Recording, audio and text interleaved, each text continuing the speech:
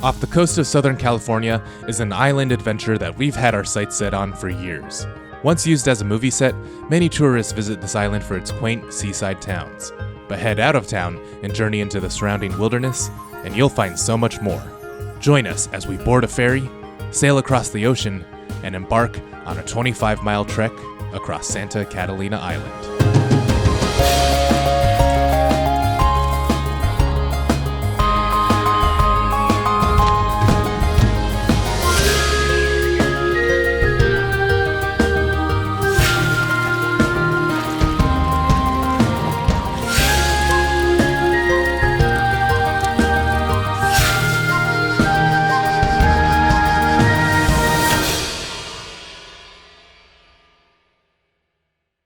It was 4:30 a.m. in Long Beach, California, and we were already awake.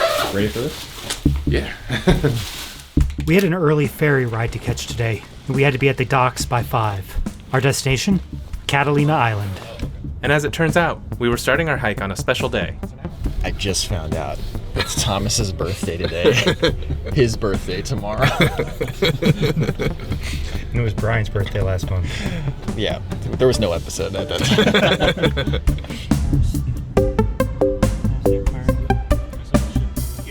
After a short drive, we had made it to the docks. We grabbed our gear and headed inside into the waiting area.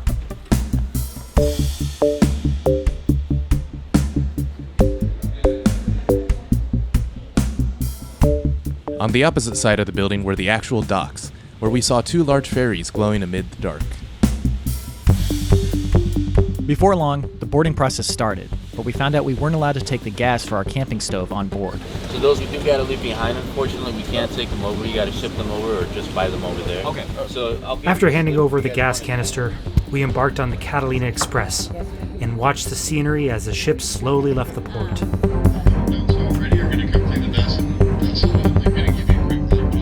Flocks of pelicans swirled in the sky above us as we sailed away from the docks, whose large shipping container cranes loomed in the distance. And we passed by the Queen Mary, a historic cruise liner from the mid-1900s that is now permanently docked and serves as a hotel.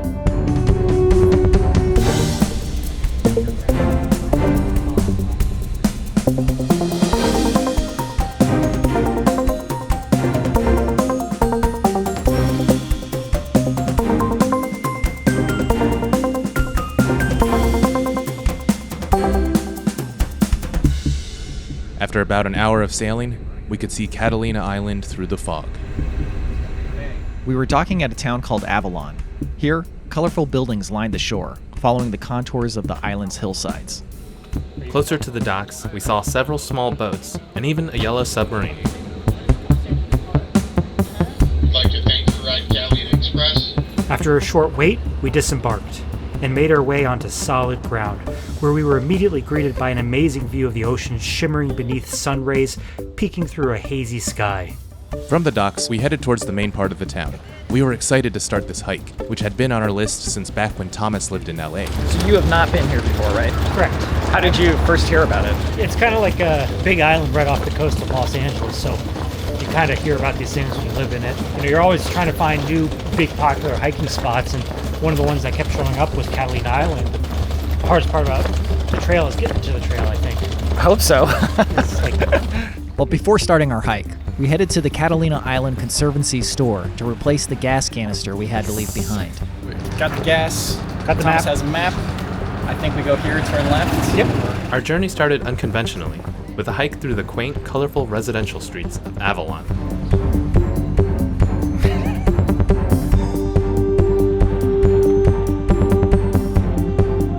From Avalon, we would follow the Trans-Catalina Trail across the island, camping a night at Blackjack Campground. From there, we would continue and stay another night at Little Harbor, before hiking our way to 2 harbors and taking a ferry back to the mainland. We had about a mile of paved streets to cover, and along the way, an outdoor fitness park caught Robby's eye.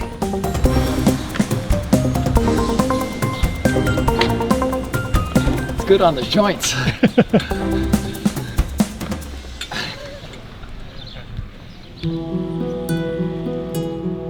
Further up the street, we passed by a golf course, and then a horse ranch. We should just borrow horses to go up the hill. and then send them back down. Another great option would be to use this beautiful K-truck. As we continued our jaunt up the street, Thomas gave us an overview of the island we would be hiking across. So, Catalina Island is, I think, part of the Santa Monica Range, and it's part of the Channel Islands. But it's about 26 miles kind of off the coast of California, and there's a conservancy that does a lot of work to kind of highlight the ecology, the local wildlife. And so you can book plenty of trips kind of up to where we're going, but we're doing it the old-fashioned way and just hiking up there ourselves. And up ahead, we encountered an industrious northern mockingbird that was singing its heart out.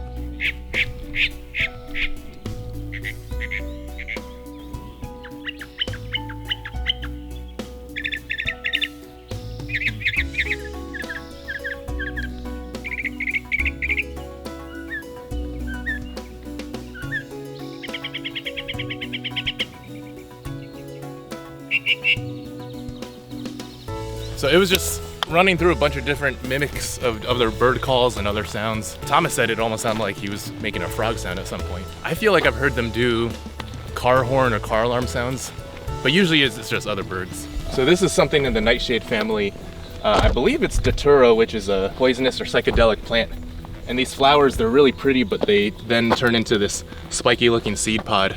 And apparently they are highly toxic and hallucinogenic. Hallucinogenic. Along the street was the first of many mile markers to come. We continued up the road, passing by a football field, and Andrew spotted something interesting. So some woodpecker pecked all these holes in this tree, and then you can even see they store nuts in these holes. So they actually peck the hole big enough and put a nut in there, and then store it for later, which makes it extra trypophobic. All along this, we've got some big ash trees growing. And I assume it's some sort of western variety or western species of the ash tree. But in the east, so many ash trees were wiped out by the emerald ash borer, and you never see any that are this big anymore. They've got a bunch of seeds growing.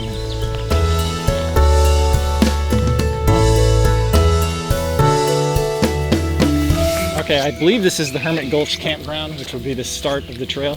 At the campground, there was a sign warning that small animals might try and steal your food. There were also some nice bathrooms, which we took advantage of before continuing on through the campground. Before long, we had made it to the start of the actual trail. All right.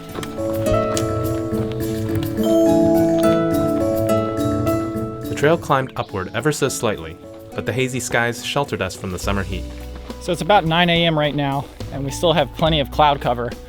But Thomas, you said that the clouds usually burn off about what time? Around noonish. They usually call it the June gloom because around this time of year, depending where you are in LA, you wake up, it's always like depressingly overcast, but by the time you get home from work, it's gorgeous and beautiful.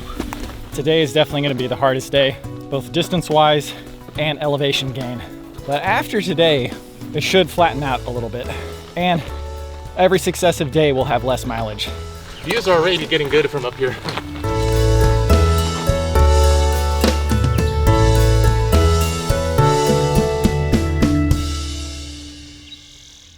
So we've been looking at this kind of gash that's been following the edge of that ridge there, trying to figure out what that is. What I think it is, it's a barrier for fires to act as kind of like a line of defense against the city. So when fires start over here, if they kind of get burned, it helps delay the fire a little bit.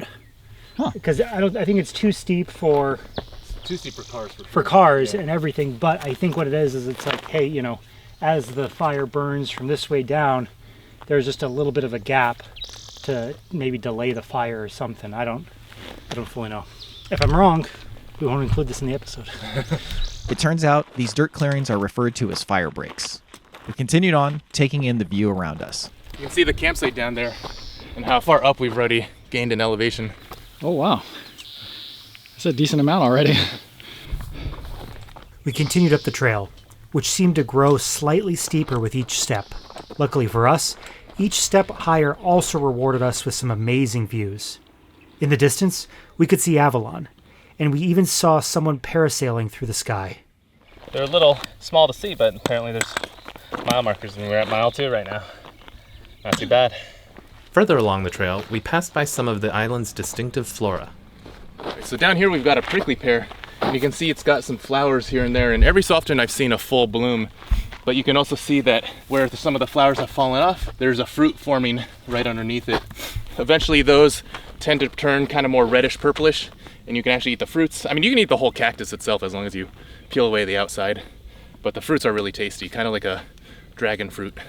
All prickly pears have edible fruits and paddles, or nopales, and there's even a species that grows native to my home state of Ohio. All right, feelings on the trail so far, go. Well, definitely more steep here, but it's really not that bad, and the weather's just perfect. Yeah, I feel like I should have done shorts and a lighter shirt. You got the flaps open here, but it's more humid than I thought it was going to be. Yeah. When's the last time you did a California hike, Thomas? I think with you guys, Lost Coast. Really? Oh, Yeah. That's such an atypical California hike, too. Yeah. This is very Southern California, this landscape, right? Yeah. If you didn't know you were on an island, you'd think you were in the Santa Monica Mountains. Yeah. It's almost the same topography. But the nice part about this is there's dedicated backpacking, and you're a little isolated, which means you got the trail a little bit more to yourself. Not bad so far, at least. Views are amazing. Uphill's not that bad, actually. So this is some type of lupine plant. It's in the pea family. You can see it's got these little pea pods, some of these drier husks of the pods, and then these beautiful purple flowers. And we saw lupine in other parts of California, like Lost Coast, but the leaves were a bit bigger. So I'm thinking this is a different species, but I'm not as familiar with these Western US plants.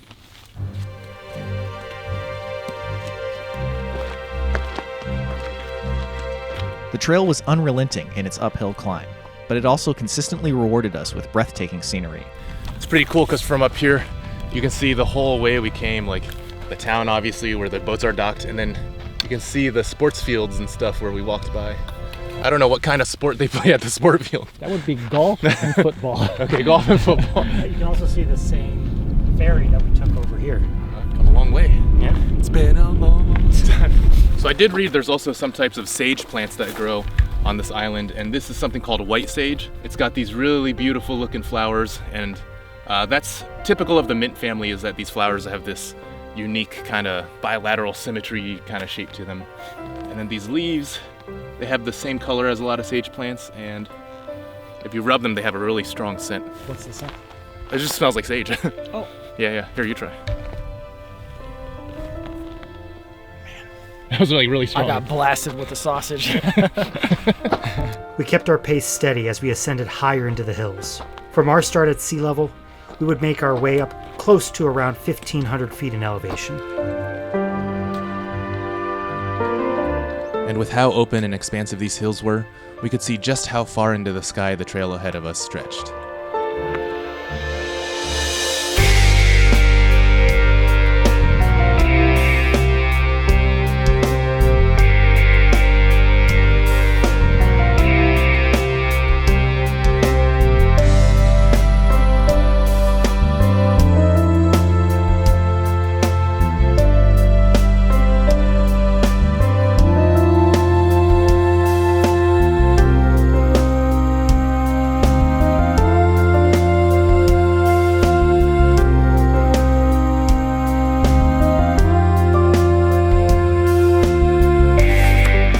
Getting quite close to the top. Thankfully, although it was nothing to sneeze at, the uphill wasn't anything too difficult either. You were saying when we were planning for this trail that it'll psychologically feel easier because you can kind of see the entire trail ahead and behind you. Like, it really feels like we've accomplished something already. Yeah. It works both ways, because then you're like, oh, that's not too far. But then you're like, I just spent the last hour going from there to here. Yeah. Doesn't this look like the Great Wall of China? Yeah, I was thinking that when I first saw it. Yeah. It almost looks like they just erased the wall but left behind the footprint of it.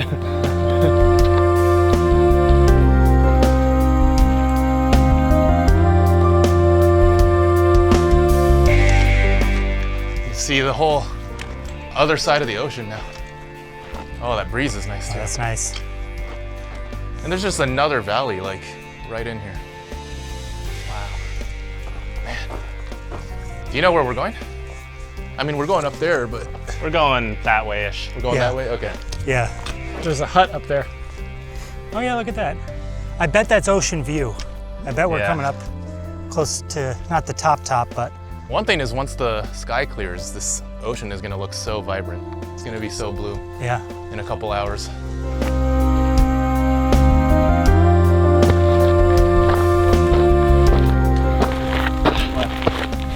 This campground, 1.7 miles away. Top 1.7 miles. Whew. This is nice. Yeah. That's all I have to say. Snack break? I am sweating a lot this time for some reason. Feels good though. Offer you all a dried mango. Ooh, it's like super candied almost. Yeah, they're super tasty. What do you guys think of the uphill? Not bad, not bad. No, Yeah. we stopped pretty frequently. It was just sweaty. Oh, that's pretty manageable. Is it over now? Pretty much. Last time I checked that, Matt, we had like a half mile left and we went through that so fast. It helps to have great views the whole time and then a really nice breeze. I love the sort of hunger where even my crappy protein bar tastes good. Now that we had made it to the top, we permitted ourselves to take an extended break. But we were far from done with today's hike. We still had 7 miles to go, and it looked like there were still some smaller uphill sections later in our hike. But before heading out, we prepared a bit. So now that we're at the top and we're not gonna sweat away all the sunscreen, we're finally putting some on. My mom insisted I wear this hat, so I'm doing this to make her proud. And you are all here to witness it.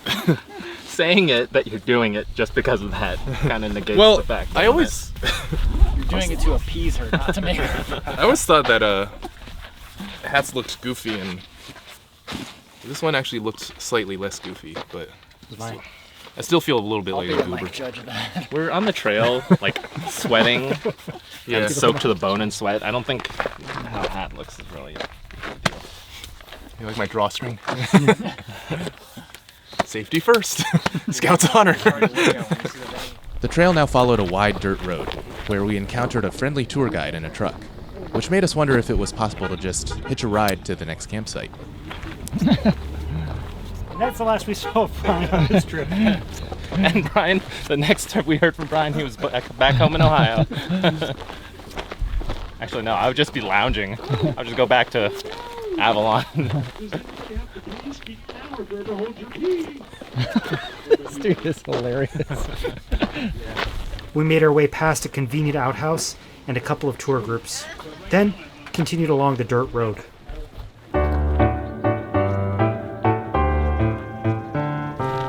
Man, this is like heaven compared to the uphill. Man, so are we going up there? This trail. It's 11:06 now, and we can just start to see some of the blue sky breaking through.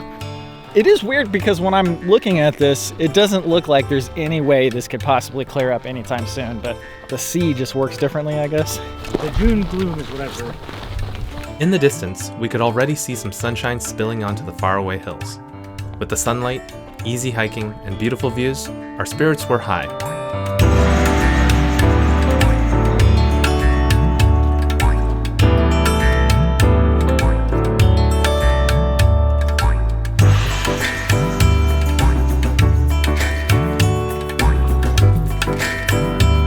At one point, the road intersected with one of the fire breaks. We saw 2 tour jeeps pass by on this road that we're hiking on, and then this shoots off and you can see clearly there's some sort of tire track, but it looks like a bigger vehicle went through it. And you can see some all along the ones over there too, so it does seem like some sort of vehicle goes on this. Either that or it's just they use some sort of construction machinery to flatten it out. It might just be the treads from that, but Yeah, it looks more like that to me. Yeah, there's no roads listed on the map. yeah.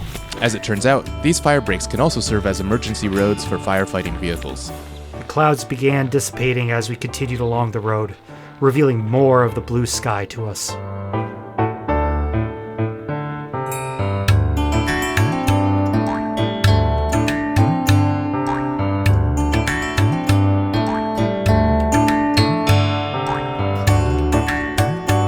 In the distance, we could see Avalon, which was now long behind us. And in front of us, the dirt road wound past far-off hills. Yeah, it's definitely starting to feel like a real hike now. With the sun coming out, kind of see some of the distance we've done. This is also more in line with what I expected. Just brutalizing sun and desert trails as far as the eye can see. We're currently at 1,500 feet elevation, And since we started at sea level, we did 1,500 feet.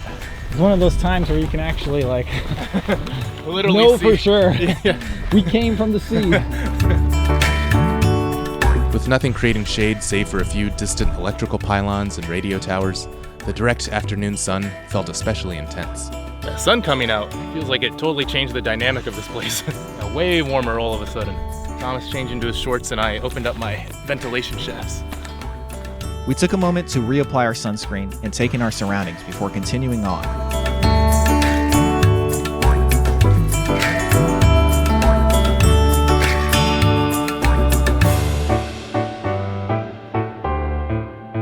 One of the things we find intriguing while hiking is when the trail weaves in and out of civilization over the course of the hike. Okay, so you're talking about like the civilization thing, and I think it's gonna be less pronounced, but it is really interesting to just come across this on the trail. Like, I'm really glad most of the trails we go on aren't like this, but it is a very unique change of pace. We continued past the tall radio towers. Eventually, we reached an intersection where the trail now left the road and returned to the wilderness of the hills. Getting off the road here.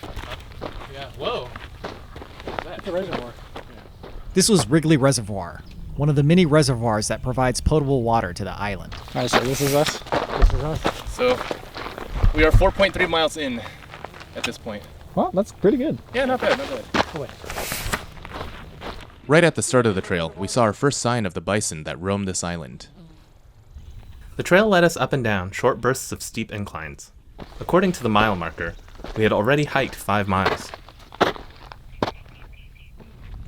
Woo-wee! We now came across a fence, one of 3 cross-island fences that help manage the bison population. And then, as we crested another hill, we finally saw a bison grazing atop the next hill over. Yo, that is a huge animal. Yeah. I saw it from the distance, and I thought it was a rock at first. I was like, man, that's a big rock. The trail kind of takes us right next to it. Best, I think, idea is for us to kind of get close together and Just quick. be quick, talk at a normal volume.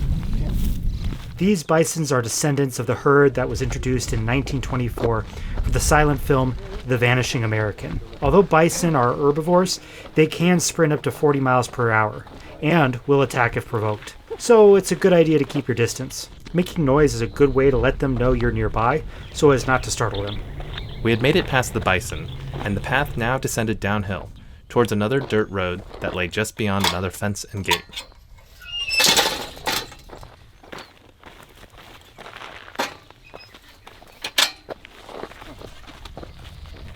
Right here you can see that the fence is not keeping whatever's supposed to keep in there. Clearly a trail with buffalo poop all along.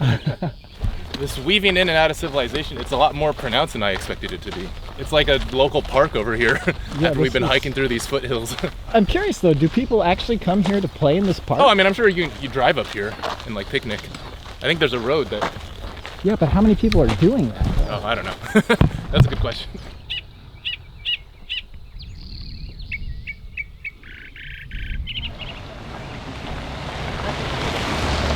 We made our way towards the park, which sat adjacent to a reservoir that was full of water. There's a good picnic area we can take a break at up here. Sounds good. But I want to get off this highway because I feel like I'm eating dust. Yeah. The path led us through a small fence, then past the park playground. Just ahead were some shady picnic tables. We had hiked around half of today's total mileage, and a good sit was just what the doctor ordered.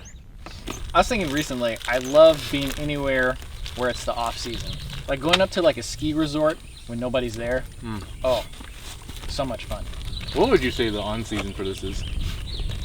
Probably like a couple months ago. I like how desolate everything feels. But like in a cool way. Since we're making such good time, I'm okay with taking a longer break here. Sure. Like a solid 30-minute-er. As long as we got plenty of time to set up our stuff at camp without the headlamp. Let's see. Sunset's probably gonna be like 8 or 9, right? Yeah, 8:30. 8:06, yeah. 12:30 and we're halfway done. Nice. Yeah. Well, we're at 5 miles exactly. Excellent time. It was a warm, sunny afternoon, one reminiscent of lazy days spent during summer break as a kid. You can eat my toenails. And like some kids on summer break, we decided to play on the playground. Since somebody went to the trouble of making this, you know I gotta try out every element. Every apparatus. Okay, first up, steering wheel. Oh, it makes noises. It's actually, I'm having fun. Ooh, that was fast. Oh, this is just a little bench. That was a great slide, wow. This one looks even steeper, but here we go. Oh, it's fun. Oh wait, over here. You gotta get in this car. Okay, hold on, I gotta do the kielbasa.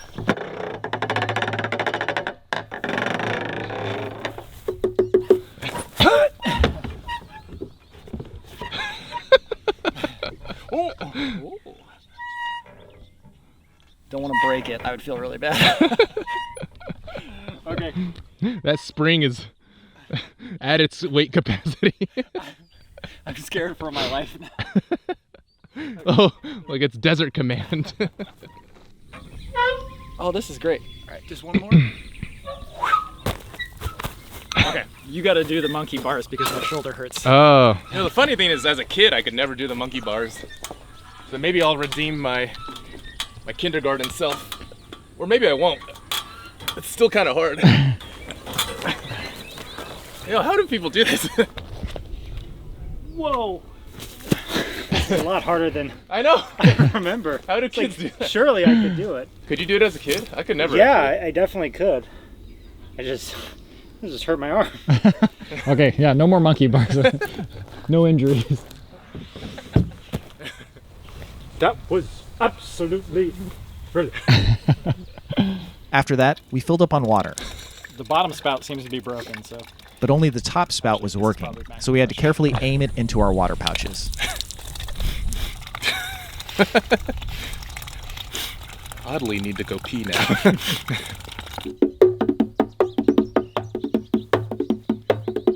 trying to see if Thomas will start dancing.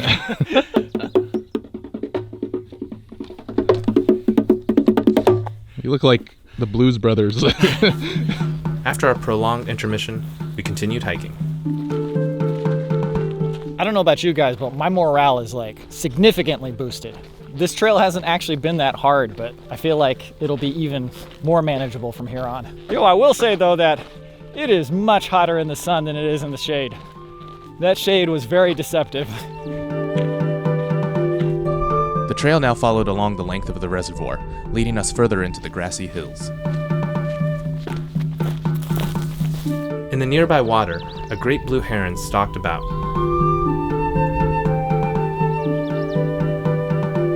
Meanwhile, we made our way back uphill. And in the midday sun, the uphill felt that much harder to hike. After just doing that little bit of uphill, makes you realize just how lucky it was we did that beginning bit in the shade. Oh yeah, man.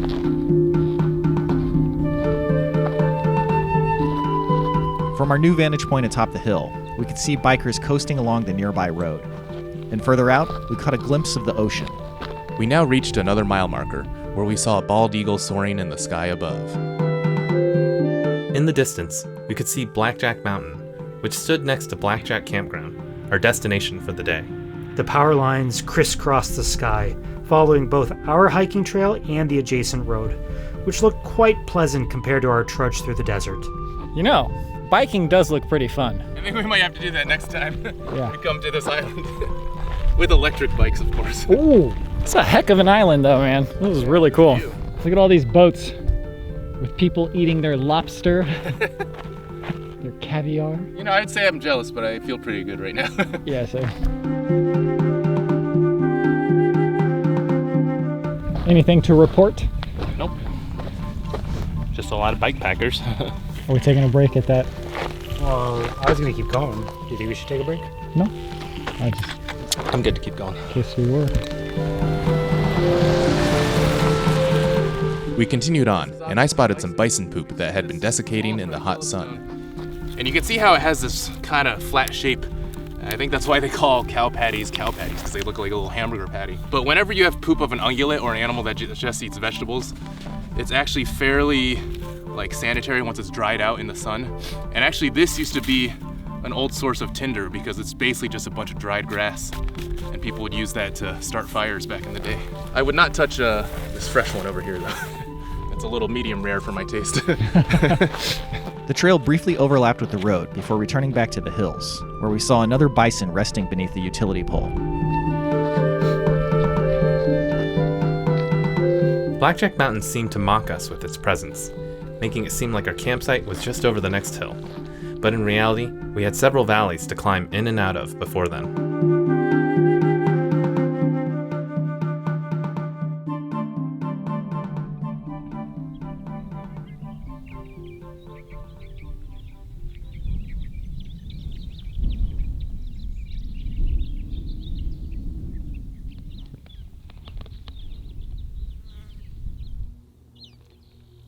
We noticed subtle changes to the environment as we descended into the valley. Stretches of dry grass now gave way to patches of greenery. Sagebrush, oaks, willow, and even some out-of-place palm trees.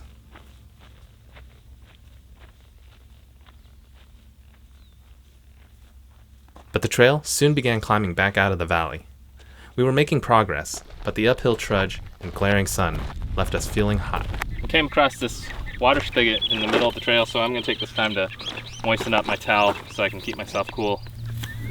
I'm just going to put that around my neck.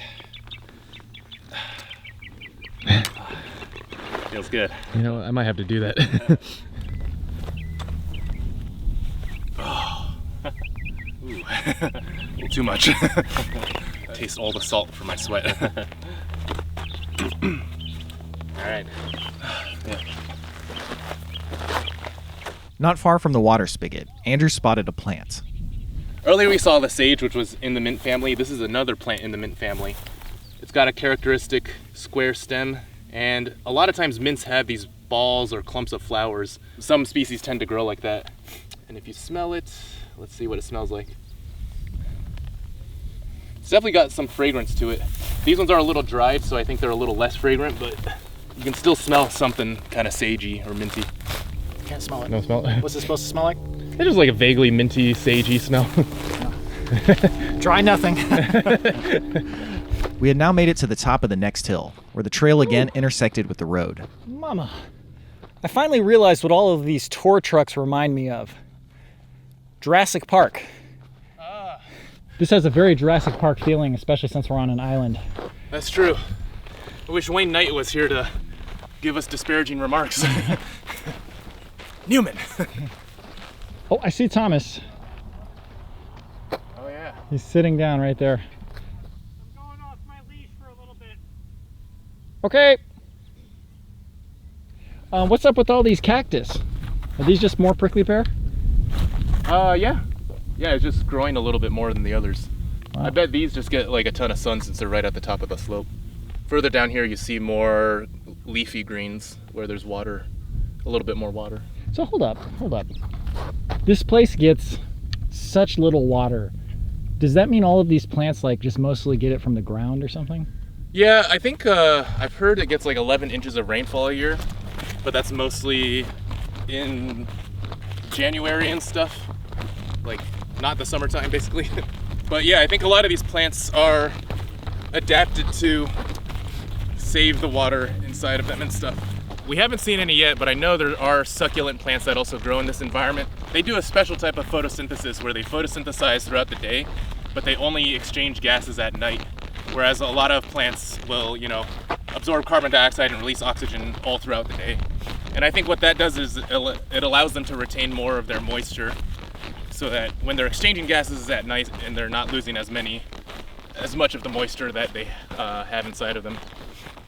The trail now descended into another valley, and this time, the descent was even further than before. So this is one of the first of two pretty steep downhills and then uphills. And as you can see, we're kind of entering this valley. And one of the characteristic plants whenever you see valleys like these are willows. And I believe this here is a little willow shrub. They tend to like water, and if water is going to gather anywhere, it's going to be here. And you can already see how much greener it is compared to up there. Thomas is a little speck way off in the distance. I lost him now. I can't even see him. Yeah, I think he disappeared behind a hill. It looks like we're going through this valley for a bit, but I think there's gonna be a small little brutal uphill. Hopefully Thomas will wait for us at the top. The path continued through the valley, where it eventually intersected with another road. This is the point where I'd be perfectly okay stopping at any time. Yeah. I'm like, this is good. This is good. Yeah, definitely. Lots of fun. Just a little bit tired, but... Yeah, my legs are feeling it surprisingly a good amount. Yeah. A lot of uphill to start. Yeah. More greenery surrounded us as we hiked, including this lemonade berry plant, whose berries have a tart taste, similar to its eastern relative, the staghorn sumac. Okay, we just hit mile 8, which means that we only have 2.7 miles left. It's currently 2:51 p.m., and we've been hiking for 6.5 hours. I don't anticipate any problem getting to camp before dark, getting set up, and I think we're pretty much all ready to stop hiking at this point. Oh no. You know, earlier when we were at that park, and I said, this is the highest my morale has been the whole trip. This is the lowest my morale has been. Do you want me to lower it more? Yeah. This is the first of 2. Oh no. Somehow this looks worse than the first uphill we did. It does. I think it's because the lack of a single cloud in the entire sky. Thomas was already partway up the large hill. Meanwhile, we were psyching ourselves up for the trudge ahead. It's really hot. Do you have any cooling snacks? I don't really. I have peanuts or That's cashews. Peanuts are the opposite of a cooling snack. Yeah.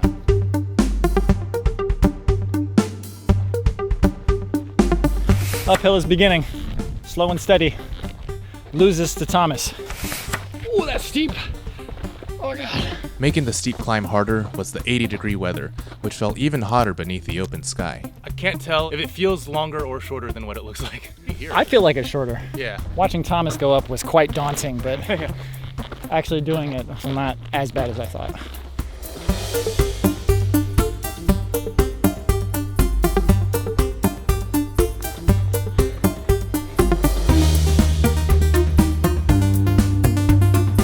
Slowly but surely, we made it up this hill, but there was only more uphill ahead of us. I see where we're going, but I don't see Thomas yet. Maybe he kept going past the second uphill, which I can see. But things could be worse. We came across a father-daughter hiking pair and helped them with some footwear troubles they were having. The daughter's shoes just got messed up and like the sole started falling. It reminded us of, I don't think you were there, but when we were in Guadalupe, Thomas got some shoes from the dollar store because he accidentally wore his normal shoes and they just fell apart in the first day. We were able to share some medical tape to help bind stuff together, and that just shows the importance of having stuff like that on you. We continued our trudge, getting ever closer to what seemed like the end of the first uphill. I keep waiting to get to the top of this hill so that I can actually, start going down and starting the second uphill. And this is the second time I've gotten to a crest and seen more uphill ahead. This is brutal. I don't understand how we're not at the top of this one and how the next uphill is even bigger than this one. Oh, this is not the second uphill. No, this is still the first one. We gotta go back down. What? We're in trouble, man. Thomas must be despairing right now. Do you have any idea how long he's been waiting? He's been waiting for like an hour probably at this point.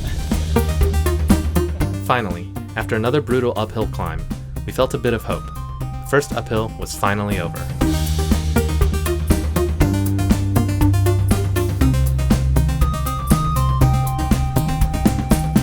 And in the yawning valley ahead of us, clouds poured over the hills. A landscape that had once looked like a typical Southern California desert now transformed into something more reminiscent of the Andes Mountains.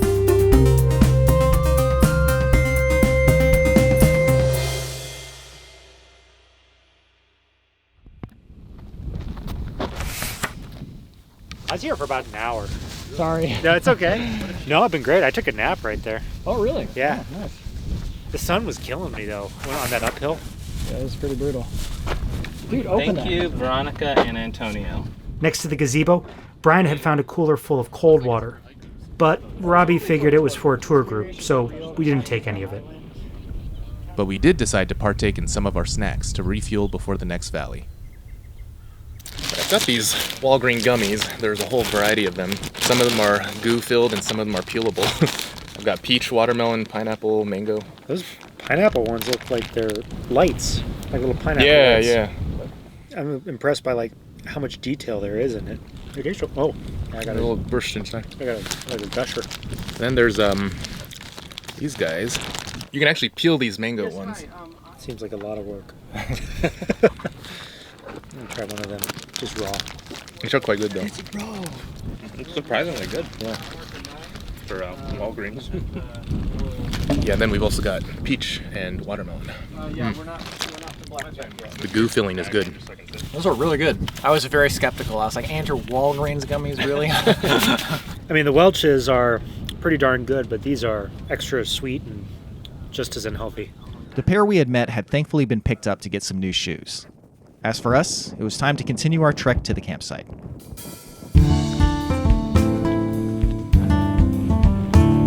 I'm not looking forward to the uphill climb, but this is an incredible view. Looks like we're in Peru suddenly. Oh yeah.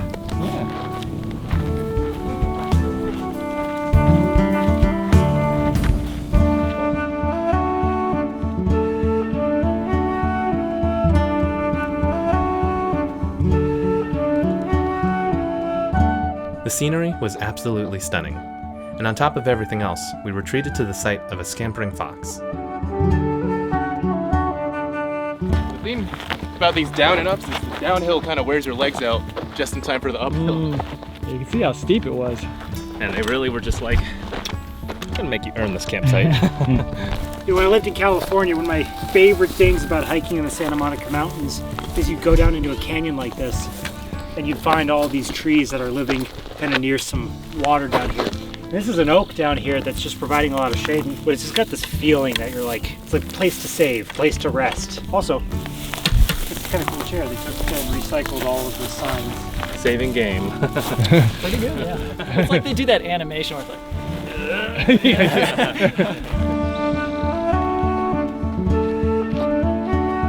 Up ahead, we saw some more interesting flora, which we had learned about recently on one of our favorite shows. Another one of these oak trees, and it's got some dying branches. And growing on it is some lichen, some old man's beard, or as some people call it, barba de viejos. And by some people, I mean Bear Grylls. But this stuff is a good source of tinder, and especially when it's really dry out. If it's still kind of wet and alive, not so much, but with this sort of aridity, definitely good.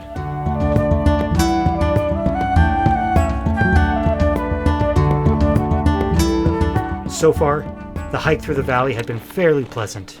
Beautiful views, relatively easy terrain, and the occasional sighting of some wildlife.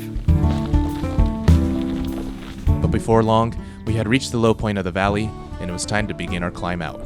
This is the final climb into the campsite here. We've all been talking like, oh, it's less than a mile. Well, a mile is straight uphill now, so we'll get there.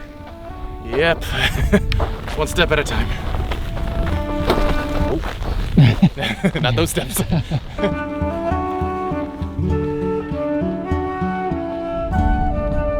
This uphill felt brutal, but hopeful thoughts kept us going.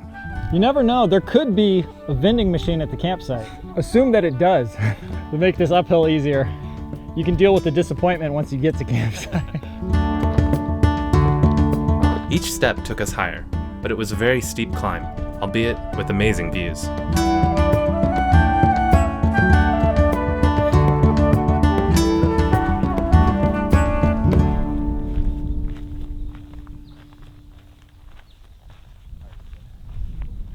We're finally at Blackjack Mountain with the antennas, and I believe the campsite is to the left of this mountain. That would hopefully be the case, otherwise we'd have to go over something over there. This is not the end of the uphill. This is the first flat section, and then there's another little bit of uphill. I think we've done around half or a little over half. It's the campsite right there. What? Oh, you can see it, yeah. So maybe we gotta go down and then up, but... Yeah, but it's a nice resting area. We're gonna wait for the others. Pretty breezy too, which is quite cool and refreshing. push. Yeah, nice change of pace. Yes. Don't get your hopes too high. This is only halfway. This is the flat part. You can actually see the bathroom, I think. That's worth getting our hopes up for. Okay. Come on, man. I'm getting my hopes all the way up here. There's gonna be a vending machine and a foot massager. It'll be great. Look at this Valhalla over here. The path earlier where it was like through like a golden wheat field. Yeah. Robby was like, if we died here right now, it'd be a pretty good way to go. And we were like, maybe we just lay down and give up. Like you see a little golden stag go by and you hear, "May I stand unshaken." We continued on, and it turns out the campsite was much closer than I had realized. Oh, that might be our campsite right there. We're the first one. Wow. Okay, I was wrong. You could get your hopes up. Oh, nice. We'll see. Where's the vending machine? Is this really us? We'll see. If there's no vending machine. It was a wild idea concocted by two madmen. What if one was at the end? Up on the other side of the mountain. Well, there's actually lots of people I here. don't know, but let's go over there. I bet there's a sign or something. It might say something down there. I think it does say one, but I'll check really quick. Okay, let's go check out that vending machine. Is it really a vending machine? No, I'm just joking. There might be There's one gonna be tomorrow. one I right don't around know. the corner there. You never know. Here we go. It's a map. Yep, that was us down there. BJ1, all right. And then water is next to BJ5, so it's down that way, I think. Okay. The actual wooden post says nothing, but it's on the map, so. Yeah, that's what it says down there, BJ1. Cool. Oh, there's a shoe. They could have used that. Nobody passed us going this way, right? No, Maybe they came from the other way. Must be. because we were on the first ferry, so. Yeah, some folks I saw drove a tent, but I don't know about. Oh, maybe they, drove here. Okay, here we go. All right. Fantastic. Should we rest or should we set up tents? I'd say relax. Okay. We know it's not gonna rain. Yeah, good with that. It's time for relaxation mode. And in addition to relaxation, it was time to refuel with some backpacking meals. Ding, ding, ding, ding, ding, ding, ding. Hey, eat up. So you guys have gotten this butternut Dalbot many times before. Yeah. And I'm not entirely sure if I've had it or not. Oh. I mean, I've definitely tried it, but I don't think I've had one all to myself. I've always wondered, is it vegetarian? It's good though, right? No. It's good. Yeah. Really good. Wow. I've got creamy Tuscan chicken, which is a different brand, and it was Dean who sent it to us. Dean. So thank you, Dean. Thank you, Dean. And I'm waiting on my beef stroganoff. This has gotten to the point where, like, I look forward to backpacking just for the beef stroganoff. Have you guys ever had a hiking meal at home and just been tempted to cook it and eat it? Yeah, of course. Oh yeah. I've never actually done it. No. It I thought about is doing like- It'd be so expensive. Was everybody much hungrier today than usual? Yes. Yeah. Yeah, I was super hungry the whole day. I haven't felt that hiking hunger in a while. I usually don't eat all of my food that I pack for the day, like during the day. I ate all of it, and I was tempted to eat some of tomorrow. So I was like, no. Well, it's like we were saying, tomorrow will be easier mileage-wise. And, I mean, there's only one big uphill. I was looking at the hill we got to do. It's not going to be as bad as the one we did this morning, but it is not. Yeah, it's not a joke either. As long as we don't have to do it at the end of the hike, it's fine. That's the only one we have to, one up, one down. This is a little soupy. I feel like you always want to err on underestimating. Yeah, you're right. But we'll see how crunchy my penne pasta is before. This is the first, or one of the only new ones today, though. It's a little crunchy, but it's not like, it's still pretty good. Okay. And there's just not even close to done, man. Oh, I like it. No. I mean, there's no reason to do this to yourself. Close it up. Yeah, I'm gonna wait a little longer. Let me get some water. I like it. I just got. You could like it more. I just got a lot of hunger spice. Like, it was like al dente. Robby, if you want, I'll help you set up the tents. Oh yeah. Yeah, you guys go do your tent. All right, the others are graciously setting the tents up. Let's see if my pasta is properly cooked. Oh yeah, it's a proper noodle. Yeah, they actually look like they're properly cooked. Look at that noodle. Oh yeah, that's good. Yeah. Well, some of them are still a little hard, but you know, the flavors cannot be argued with this one. I could see this being a staple one. Oh, yeah. And after dinner, we had a special dessert planned. All right, well, since today is Thomas's birthday. What? And tomorrow is my birthday. What? And Brian's birthday happened recently. What? And we never really celebrated Robby's birthday. What? I've got 4 birthday cake cream pies. Oh, get out of for each here. of you. These are actually surprisingly pretty good for the Little Debbie's. I like a little Debbie every now and then, boy. And it's Adventure Orca's birthday, too. Yeah. Happy birthday. birthday. Happy birthday. All right. Yeah. This is great. Yeah, this is, oh my God. This is actually like quite good. Very good. And the sprinkles add this nice little extra texture to it. You could give this to me in normal circumstances, and I would smack it out of your hand. You give it to me now. It is also Adventure Orca's birthday, right? Mm-hmm. Oh, yeah. Mm-hmm. 11 years since the first episode. That's crazy. Man, that was great. Good Yeah, thinking, that was good. Andrew. Totally forgot to bring any treats, and I forgot it was your birthday. Thanks for coming on both of us. It would be really insulting if he remembered one of our birthdays but not the other. After dinner, we headed to the tents to prepare our sleeping arrangements.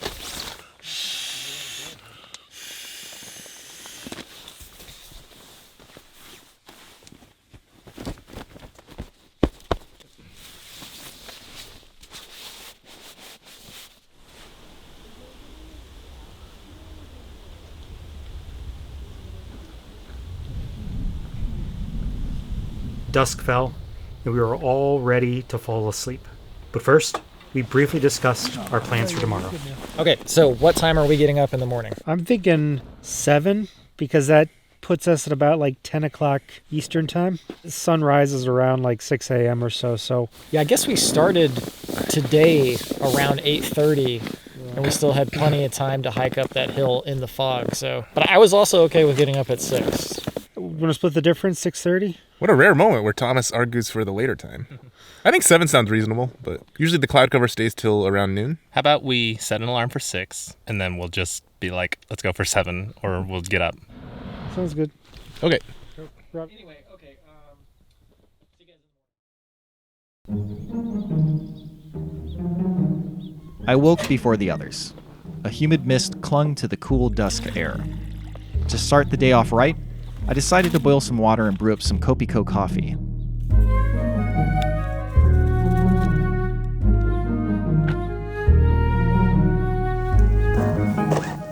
Smell this.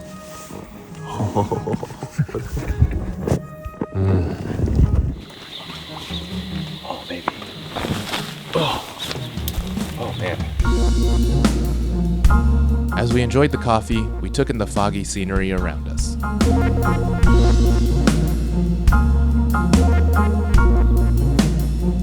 We were all awake now, and we all prepared our own hot beverages for the morning.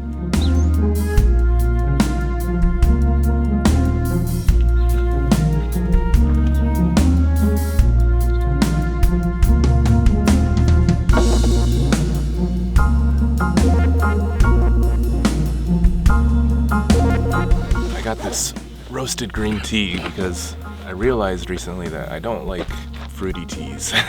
I'm done drinking normal tea. I want roasted tea. Genre. Yeah. Well, it was actually better for that one because all you have to do is pull a bag out. Have we talked about the hanging chad before? There's a dividing line in the group, and it's me versus everyone. No, Bryan agrees with it. Oh, he chatters. We have a debate about whether you keep the thing on when you peel something off of a bag. No, now's not the time to litigate it. We will litigate this later. When I can be at full volume to properly express my opinions. It was warm the whole night. Like, I was in my underwear and a tank top, and I never felt the need for more. Yeah, I slept like a rock. I know Robby passed out like instantly. After our quick breakfast, we began breaking camp.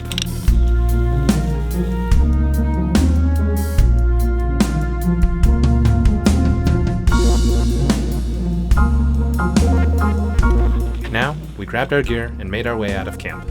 As we hiked through the camp, we noticed some Catalina quails scrounging for food in the grass. Now, the real hike began. The extra section of uphill that Andrew thought we had to hike yesterday was actually the start of today's hike. Here, we were treated to a scene unique to this island. A large storage tank, a herd of buffalo grazing atop rolling grassy hills, and distant peaks topped by radio towers. Blackjack Mountain stood tall behind us as we followed the road. Eventually, the road led us to a stunning view. Holy cow. Look at the light on those hills. You can see the ocean. That's the ocean behind it. Yeah. I couldn't tell before, but yeah. Got that Breath of the Wild opening music playing in the background. It's funny because we were just in the bowl of those hills and then you're like, where did all this come from? Yeah. In the morning haze, we could just make out the ocean, which served as a backdrop to distant hills, which shimmered beneath patches of sunlight. After enjoying the view, we hiked onward. It was now time to leave behind Blackjack Mountain and continue westward. The trail now led downhill, affording us a brilliant view of the surrounding landscape. Eventually, we came to a junction, which would lead to a unique landmark on this island, the airport in the sky. Either keep going straight down, but I think we got to follow the Trans-Catalina trail here to the right. The hope is that it gets us to this airport that's supposed to be in this valley here. And I think we got some surprises at the airport waiting for us.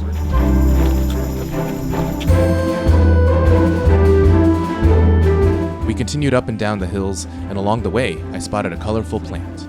So this shrub has a really strikingly red color to its bark. I believe it's something called South Island manzanita. There's manzanita trees all throughout this region. This one is actually one that's endemic to Catalina and some other islands and not really found anywhere else. The bark is just such a beautiful color, almost looks like varnish. Why does it get like that? I have no idea. Tannins and other compounds give the bark its color, which along with the bitterness of the compounds, serve as a visual deterrent to potential predators. The path descended into a valley, which was full of lush greenery, as well as other odds and ends. So we've got some palm trees growing here, and I noticed some yesterday too. They're always in the area where it's a little lower elevation and water is collecting here. And it definitely looks a bit out of place. And I don't believe these are native. Either someone planted them here or seed somehow got here, because I don't think there are really native palm trees in this part of Southern California. So if you go to Miami and you see them just kind of like this long kind of trunk and then the palms on top, those have been like carefully manicured and trimmed over years and years, and this is what they actually would inherently look like.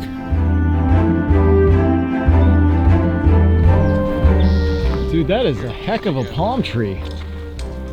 My God. And in the brush nearby, Andrew found a colorful cactus fruit.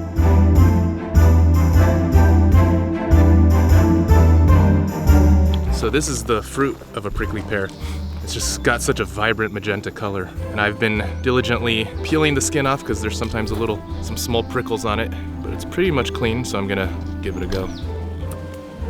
Oh, seedy bits inside. I think the inside's been like dried out a bit, but the fruit itself almost tastes like a mild beet or like a underripe melon or something like that. And I've had prickly pear fruit that tasted sweeter, so this one definitely was a little bit more of a wet, slimy nothing. Yeah, the inside looks really gross. Yeah, you'd have to be really desperate to think that you could eat this. Like the first person, like, oh, I'm gonna take off the spines and then I'm gonna eat this tasteless, bright, slimy thing. You can keep your delicacy. So this is a plant called alkali heliotrope. It's actually native to the Americas and the Pacific Islands, but it's called alkali heliotrope because it tends to grow in harsher environments like alkali flats or salt flats. But it's actually related to a flower that you see a lot in gardens all over called forget-me-not. And when you look really close, it has these really beautiful purplish white flowers, and they just grow in this really delicate pattern. But really cool little wildflower to find out here. Along the trail, we also saw random lengths of pipe stretching up the hillsides.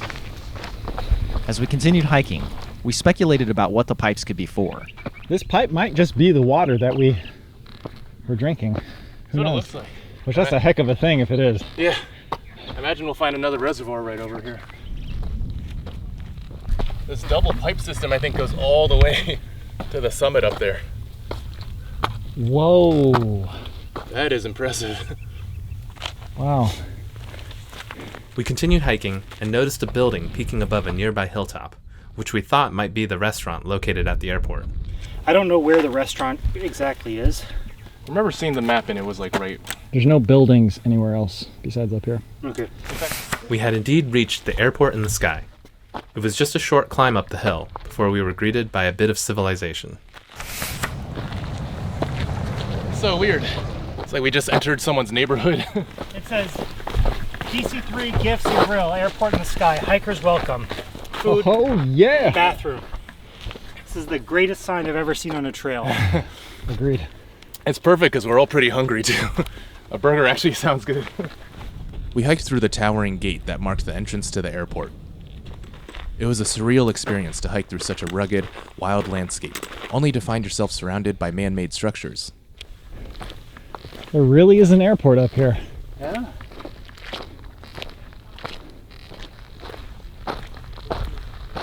That's such a cool building. This is great. This is so weird. I see why they call it an airport in the sky, because this is really just on top of a little mountain here. You can't see any other land besides clouds. Small aircraft stood idly in the empty airfield as we made our way into the main building, which housed the restaurant and gift shop.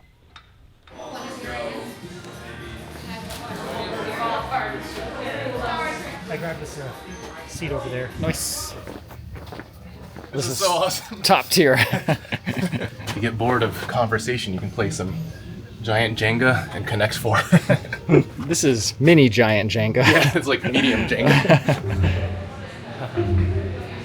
They've got like Mexican popsicles, paletas, lime, pineapple, strawberry dream, and coconut dream.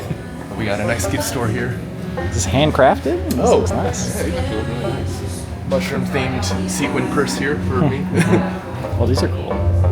After looking around, we put in a food order and got our drinks. Cheers, cheers, cheers. Happy birthday, Andrew. This is a good birthday present, right? Not that we gave it to you. How often do you get to drink cold carbonated soda on the trail? Yeah. All right, cookie. That is a killer cookie. Look at the shape of this. I gotta wait until after. Why is it flat? Yeah. Oh wait, I'll have mine afterwards. Just join the fun. No. Okay. Happy birthday to me and not Thomas. I got a person. Hey, I got. Your birthday's over. Wow, good. Okay. yeah. We technically have kind of had a mid-hike meal, but I think this is the first true. What was? At Harper's Ferry. That was a post-hike. And then we had to hike a But little we bit still were later. hiking. Oh, But no, that was a post-hike meal with. I don't really count that. This is kind of the first true mid-hike meal. Like it's literally on the middle day. Before long, our food had arrived. Thomas had ordered the Bonanza burger, while Andrew and I had gotten the Big Blue burger. Mayo? It's not really. You want mayo?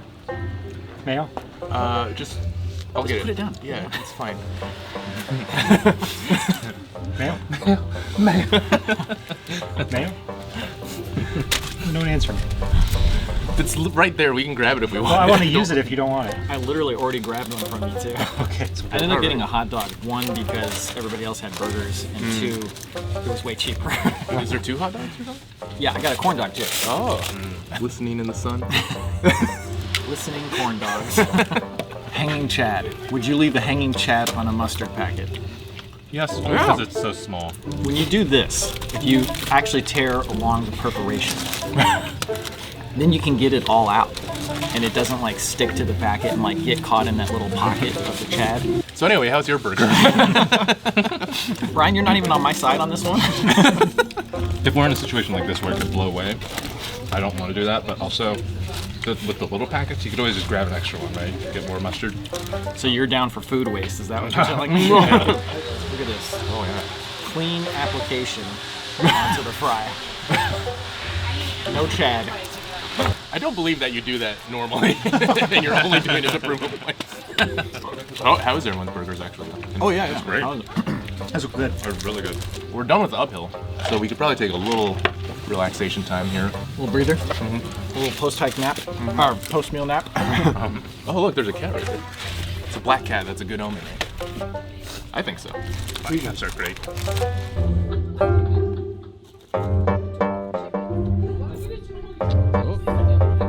Keep him away from for my food. After enjoying our meal, Robby packed up the leftover fries for later. I want to know how you guys plan on redoing these. No, they'll just be sad fries. Sad and soggy. It wasn't often we got to enjoy a treat like this in the middle of a long hike, so we took our time relaxing, freshening up, and enjoying the atmosphere. You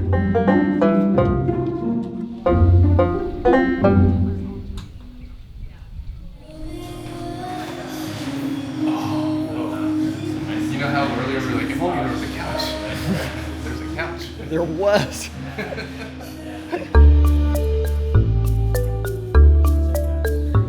Wanting to escape the direct sunlight for a bit, we headed inside to enjoy the rustic lounge.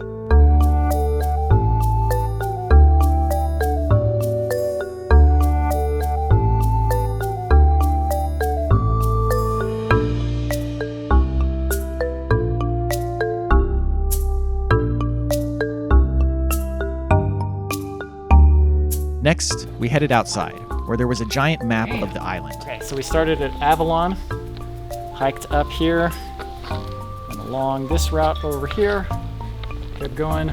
So we stayed at Blackjack Campground, and then we kept going over there to where Bryan's at, Airport in the Sky. We're gonna come down this way. We're staying at Little Harbor, and then we're gonna continue hiking out. You can see a little picture of us right there. Okay, keep going, and we'll end at Two Harbors. Wow. Man, that is so cool. Fly this in Microsoft Flight Simulator later. Yes! You couldn't you? Yeah. None of you will get this reference, but some of you will get this reference. Final Fantasy VII Rebirth. There is an airstrip just like this. You catch a ride from the legendary Sid Highwind. Sid Highwind. So here they've got a little sample of soapstone, which is a very soft stone that you can carve with a knife. And my dad had a rocks and minerals phase where he was buying a lot of rocks. And I remember he had a soapstone, and I tried it with a knife, and you could just like cut right through it. But even here you can cut through that. Yeah, I don't know if this is the real soapstone here, but I remember it feeling really soft. Huh. Yeah. I think indigenous people here use these stones to create bowls. Before heading out, we took another look at the small airplanes that were parked all around.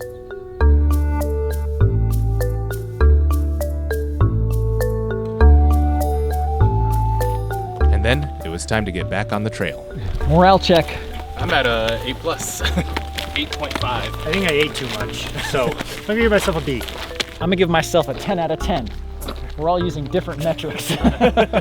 All I can say is I wish this feeling on the whole world. I wish everybody could feel this way all the time. From the airport, both the road and the trail led to the same end point. Well, Thomas is insisting we take the road.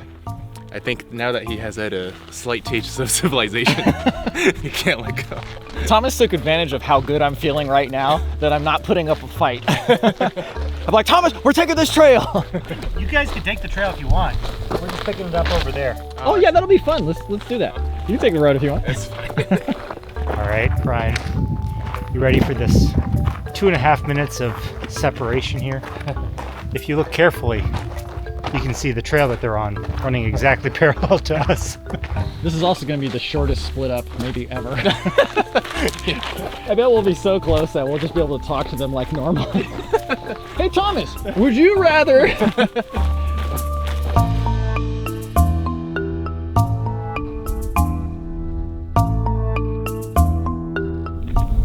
feel like the world's apart? Yeah. Hey, it's DB Cooper. Well, this is anticlimactic. Hey Thomas, would you rather have a mid-hike meal with too much food or a post-hike meal with not enough food? I think I would rather have a mid-hike meal with too much food than a post-hike food with too little food. Thomas's brain is totally fried. We gotta get this boy out of the sun. You don't know which mile we just hit because you didn't take the proper trail. It's mile 13. Oh. You're so close you can read it anyway. That was pretty pointless. Says you. I thought that was great fun. We followed the trail back into the hills. It led us up a very slight incline, but even with the small bump in elevation, we could see most of the surrounding landscape. What's interesting about this hike, almost as soon as you start hiking, you can see where your destination is going to be at the end of the day because there's not a lot of trees around here. So yesterday we saw a Blackjack mountain with the antenna on top, and now we're looking at that little white cove down there, and that's where we're heading tonight. That looks great. I think this is one of the first times on the hike where we can actually see both sides of the island. So it's obviously all the Pacific Ocean, but that's the east side, that's the west side. That's the north side, that's the south side. I don't know which side is which side. I believe that's north, yeah. Okay, but you can see that's the other side of the island, and between these two is the isthmus where Two Harbors is. My favorite word is the isthmus, and I can't use isthmus enough in Adventure Archives. Mid-century modern isthmus. Isthmus. Isthmus. Isthmus. Now, we continued hiking. Along the way, we noticed perfectly round holes bored into the ground, but we weren't quite sure what they were. And we also heard a strange sound echoing across the valley. What is that?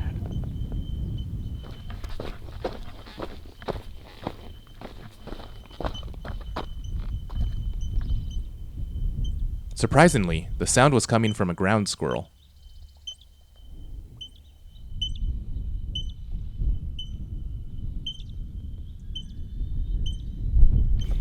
So that might be a Catalina or beachy ground squirrel. And according to Google, it says they make a high-pitched sound to alert others to threats, including aerial threats. So I'm wondering if all these airplanes are just putting them completely on edge, but... Or it's doing it for us, so we should leave. Yeah. And so we hiked onward, passing by a tepid-looking pond of stagnant water. Nearby, there was also a little gazebo rest area.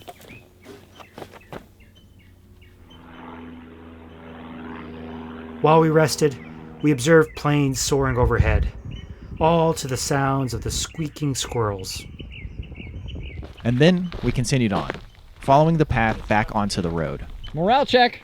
It's kind of hot, but it's still good. 75. 75? That's still pretty high. From the road, we could see the vast blue sea stretching beyond the horizon, while beautiful ravens soared in the sky above.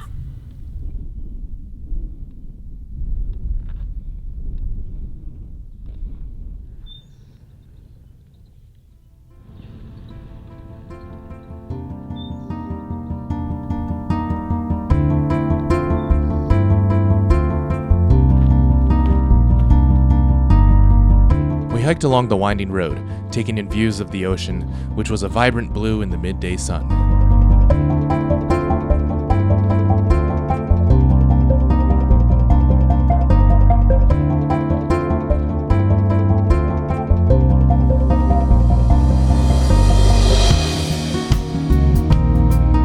So far, the day had already had so much variety to it, from foot trails through valleys, to seemingly out-of-place airports, to dirt roads that wound along the ocean coast.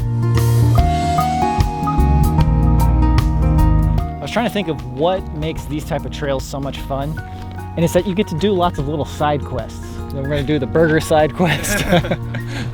Little playgrounds on the way. It feels like there's variety, it's not just hiking. Especially this type of trail that's really intense as far as the heat and the sun. If you can have things that break it up and make you look forward to stuff, the heat is never too bad.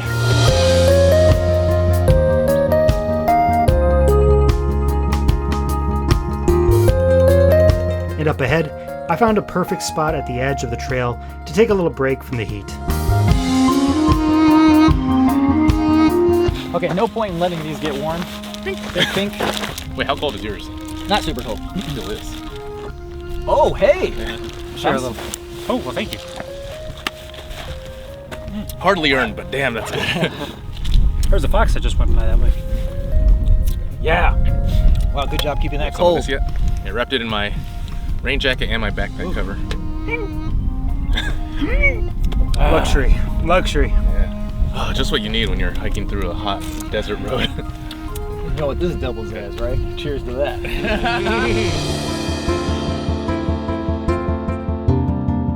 After enjoying the view, we continued on. And my morale was going down to like a B or so and back up to an A+ now after that liquid death. Just ahead, we came to a junction and headed off the road once again and back into the hills. We were 4 miles from our campsite, and while it was mostly downhill, we still had a few smaller uphill sections to hike first.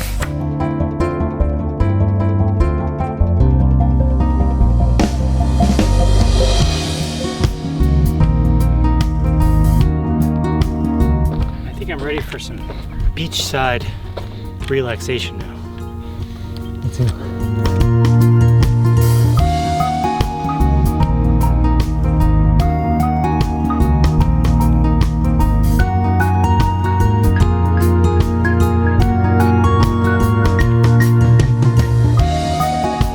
We had mentally prepared for a mostly downhill journey after the airport, but we had neglected to look more closely at our trail map. As we crested one hill, we noticed a whole other uphill section waiting for us in the distance. That's us? That's us. No more saying anything is downhill. I thought we had already done the second one. No. I realized we hadn't done that yet. Yeah. I must have stolen you guys' morale. Like, I'm just like, ooh, this is nice, baby. It's pretty nice. Although I will say, I think this is an example of how being able to see the trail is a negative. Because if you couldn't, you wouldn't really perceive all this. Whenever you see the trail ahead, it's always hard to tell if the hills you have to hike to the top of are closer than they look or much further away.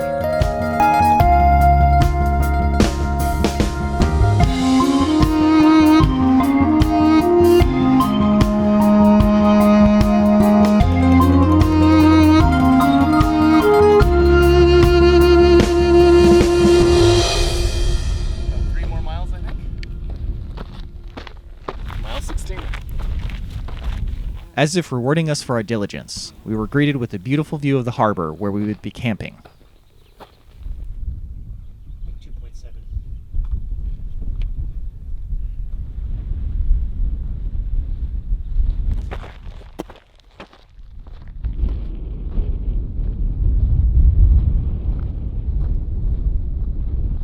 Thankfully, the trail now was mostly flat, and would soon start heading downhill.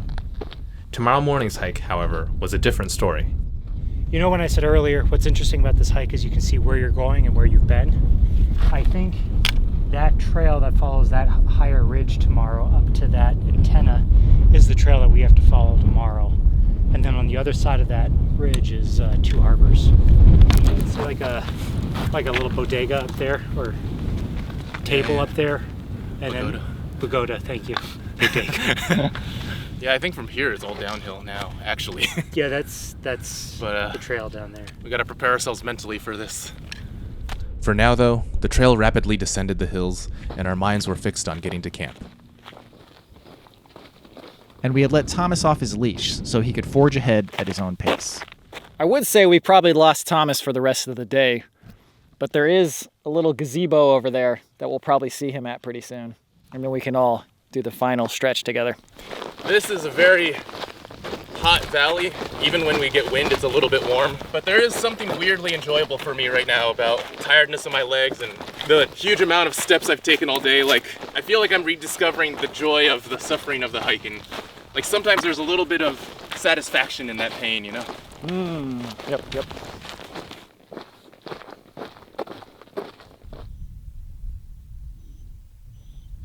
Before too long, we had reached the Gazebo Pagoda Bodega, where Thomas was waiting for us. Yo. How you feeling? Pretty good? Good. This is what the doctor ordered. My goodness. Sit time? Yeah. Yeah, this is going downhill. Going downhill's brutal like that. Yeah, going downhill uses a lot of quad muscles. Mighty fine bodega you got here. Howdy, partner. Oh, that's some good hiking, Lou. Howdy, partner. Hello. This was the last time we were in California all together. We all were at the Peg House. Remember when Thomas left without saying goodbye to Robby? Too good. It wasn't entirely intentional. I had a brownie and everything. I was like, oh, we're all going to share this brownie together. Thomas was gone. Ate the brownie without him. I like how they put this Bodega? Pagoda. Right when you needed it most. That is, Because yeah, this is a that's long true. stretch of completely exposed trail. Yeah. And you need just a little bit to get over the hump to the campsite. You know what I felt like doing this is the scene in Better Call Saul where they like have to deliver the money out the desert or whatever. Yeah, I've been thinking about that scene a lot. Yeah. These last few days. I think we should get there with plenty of time to still take showers and air dry. Yeah. Well, I have a towel too, so. We're like a mile and a half out. When I was in the Bahamas, they had a frozen Negroni. And I sat on that beach, watching the white sands and the blue water splash. Should have saved that liquid death for now. Drinking that Negroni. Insulation. Can you make one of those, a frozen Negroni? We'll find a way. Balcony in a hammock, taking naps next to the pool. Taking naps.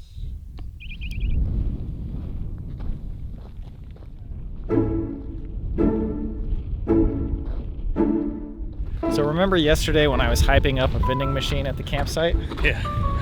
Are you hyping yourself up again? I'm gonna hype myself up again. This? But I've got a reason. Yeah. This campsite actually has firewood delivery. So if there's trucks coming in bringing firewood, surely there's gotta be a truck bringing in drinks for a vending machine. This campsite is way larger than the other one, so I will Let's get our hopes cautiously up. optimistically keep my hopes up. Yeah, let's do it. We were now just 1 mile from camp, looking forward to sipping our vending machine frozen Negronis at our campsite right by the beach. And with each glimpse of the vibrantly blue ocean and the little harbor campground, our excitement grew. Oh man, look at that beach. The campsite's right there. Yeah, great. Oh, what a campsite. Awesome. But it soon dawned on us that our campsite was not quite next to the ocean. That's us over there, right? Yeah. Thomas wanted one closer to the ocean. I don't know why I didn't book one closer to the ocean. I feel like I bet they were booked. Must have been. But still. I mean, I think we'll be fine. I think so too. That's great. Looks flat down there anyway.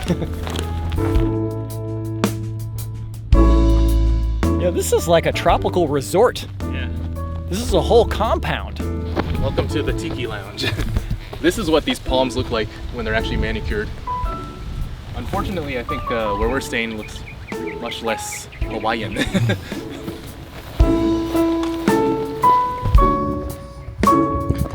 We're right here, and our campsite's here. Coolio. But Thomas is really wishing we were closer to here.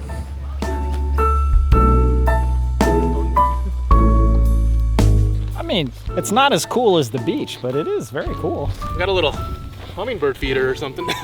That's cool, right? You know. What are you talking about, man? We got 2 picnic tables. Only 2 people max at each picnic table. Thoughts, reactions? Disappointed.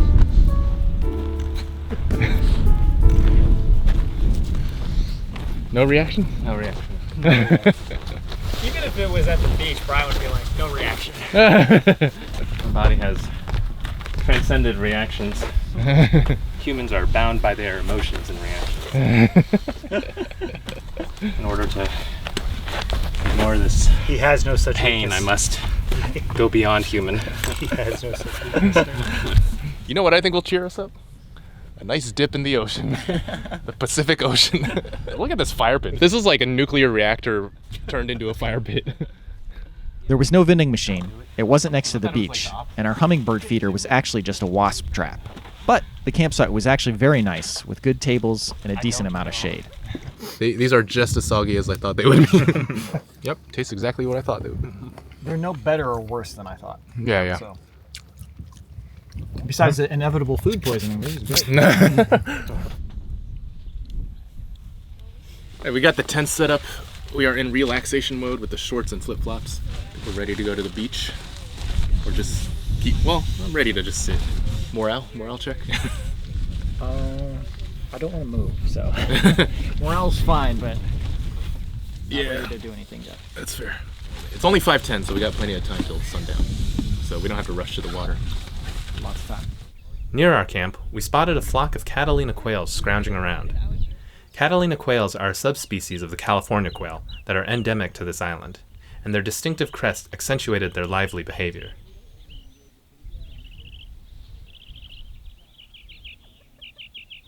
Unlike the quails, we were all beat, and we decided to have a siesta.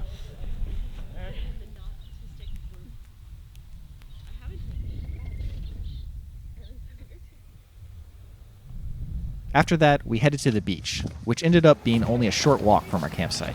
I'm going barefoot. Oh, that actually feels incredibly good on the feet.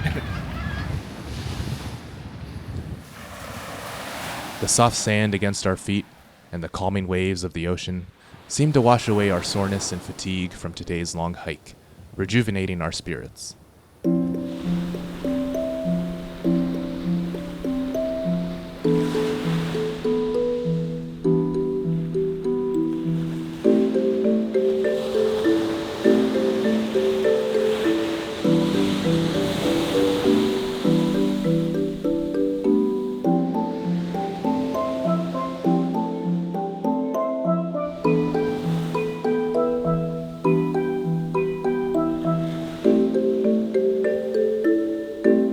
In the warm evening light, the water shimmered, contrasting with the rocks rising out of the ocean.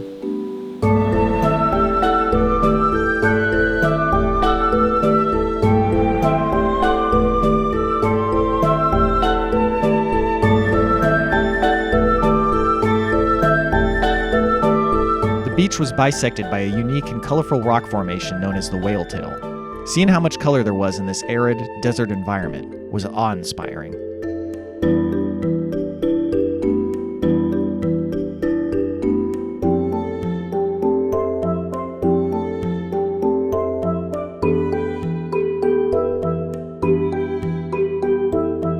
After taking in the sights, I decided to enjoy the ocean directly and go for a swim.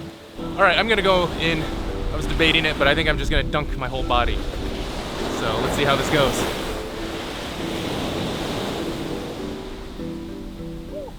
It's pretty cold.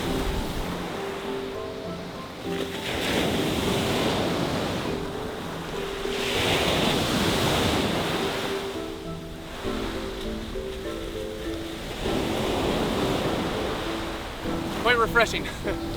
The waves just carry you when you're in there. It feels really fun, actually.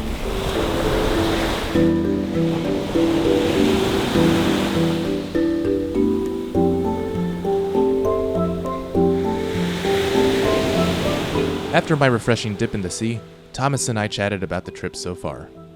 Well, I feel much better now. Yeah, me too. I think I'm gonna need to wash myself with fresh water, but Yeah, this is very reminiscent of Lost Coast. yeah. Super nice. There's just something so relaxing about the ocean. Like you just come to the beach and nothing else matters. You see the power of the ocean. It's interesting how diverse the ocean is too. Yeah. You know, it can be so calm and serene, beautiful. It can be stinky. You can be both at the same time. Yeah. Like right now. Worth it? Yeah, actually, the sand kind of massaged my feet. The water was really refreshing. It's like my legs don't feel tired anymore. Good. So very worth it. Good. But now I have sand on my legs, so I'm gonna go back in. It's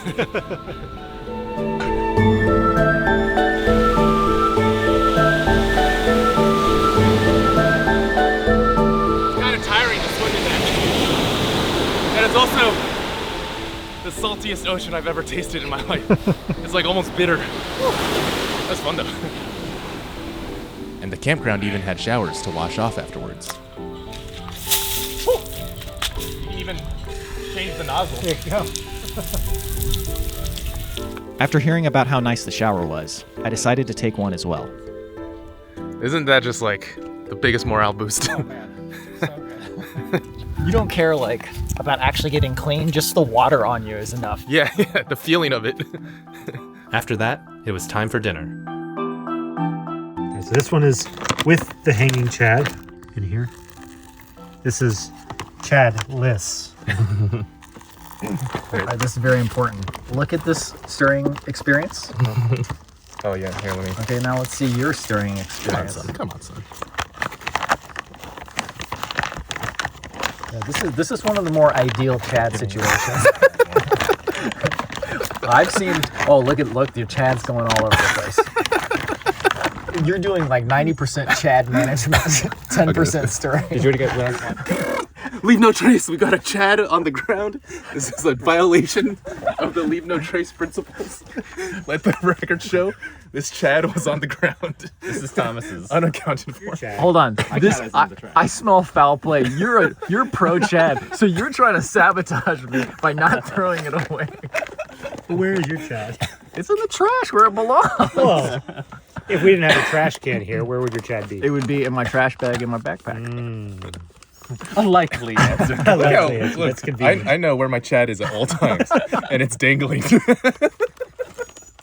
For years now, some people would dangle their Chads where it hangs off like this.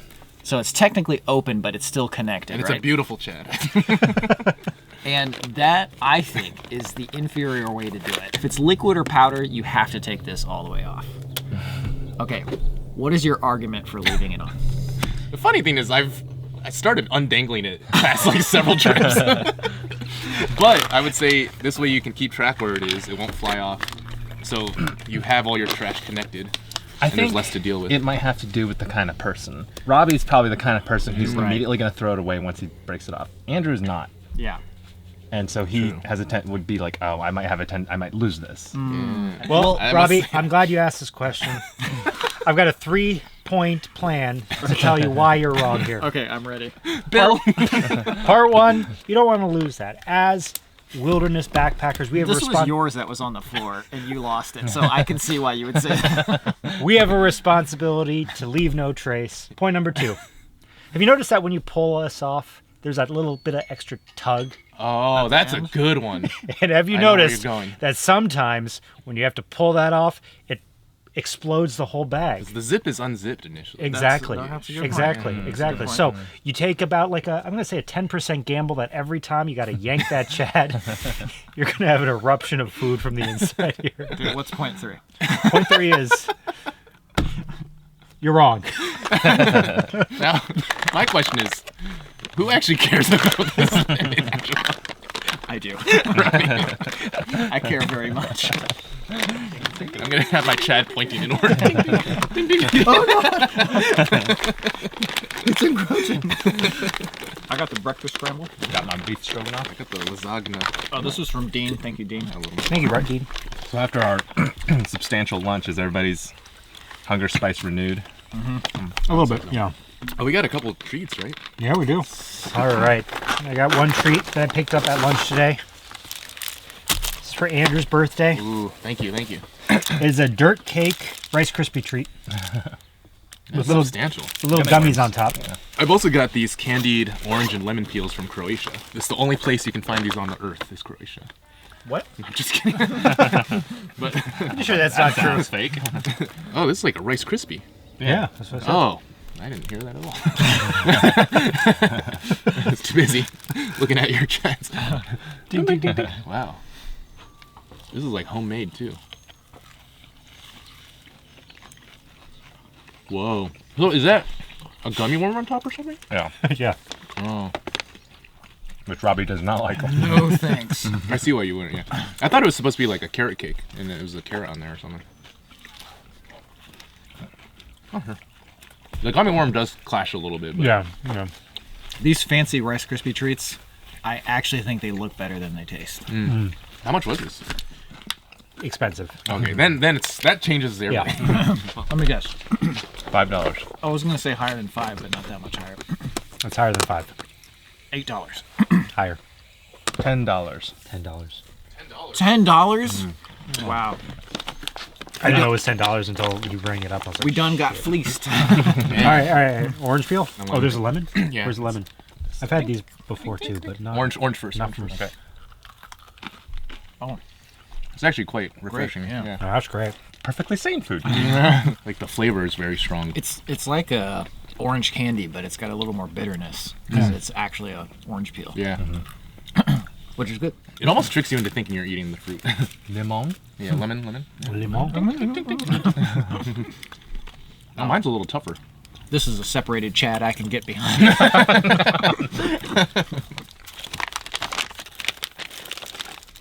Dusk fell, and the clear sky glowed with twilight hues as we got ready for bed. I think I'm going to retreat to the tent.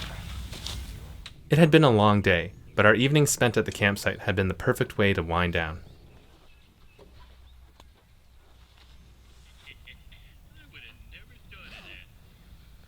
Good night. Night good. Time to sleep.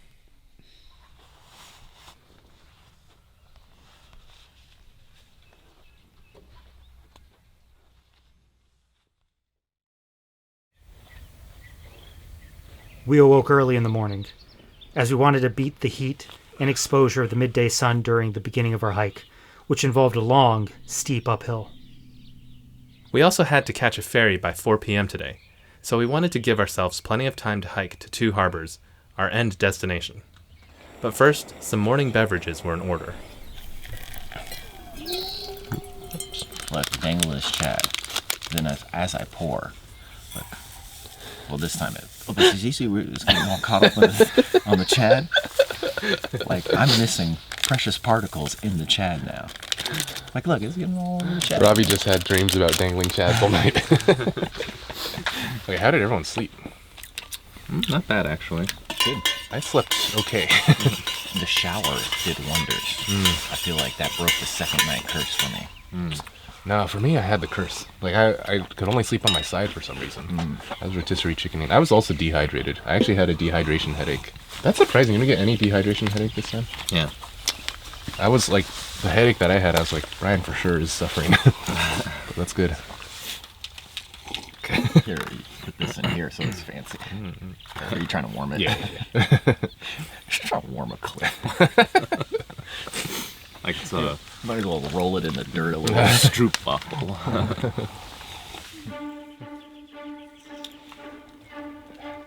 After enjoying our breakfast, it was time to get ready for today's hike, both physically and mentally.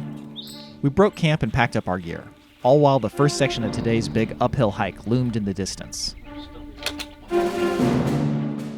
On our way out of camp, we saw signs for various buses and shuttles around the island, but we would have no such easy way out. We would be climbing out of this cove with our own 2 feet. From the campsite, we now found our way back to the trail, which immediately began winding up the hillside in a series of steep switchbacks.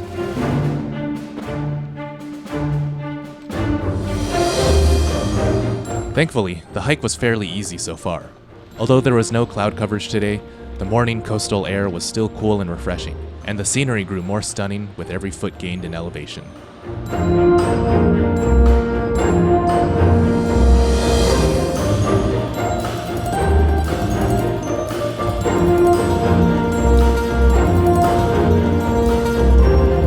At the end of the switchbacks, the path followed a more gradual incline along the ridge, where we could see desert hills stretching on for miles.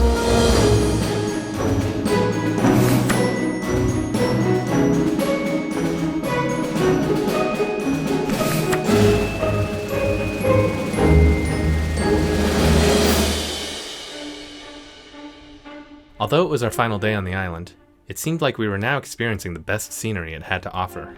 If you look this way, it's just a completely different world than if you look this way. Yeah.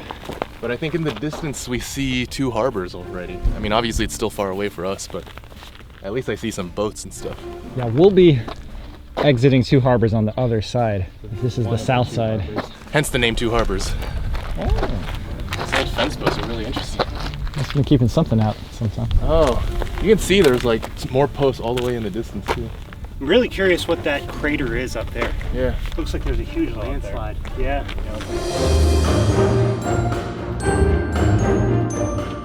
We were worried because when we woke up there was no cloud cover, but right now the breeze and the relatively tame angle of the sun is making this pretty doable. The sea breeze this entire trip has been a huge lifesaver. Oh, I guess I didn't think about that. We're like by the ocean too. That's a huge part of it. Yep.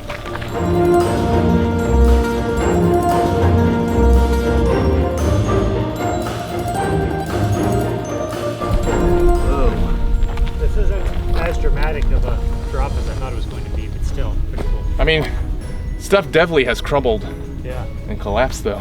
Like you can see chunks in there that have vegetation on top of them, but they've already been like knocked off.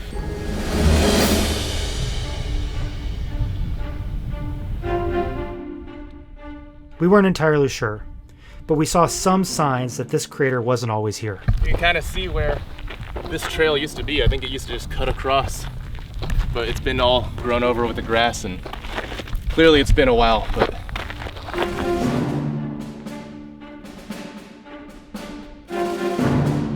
We continued on, and the trail started gradually growing steeper.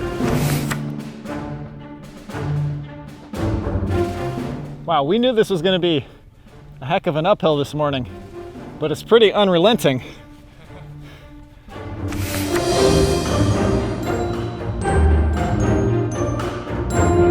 Now, the grade of the trail seemed to suddenly increase dramatically.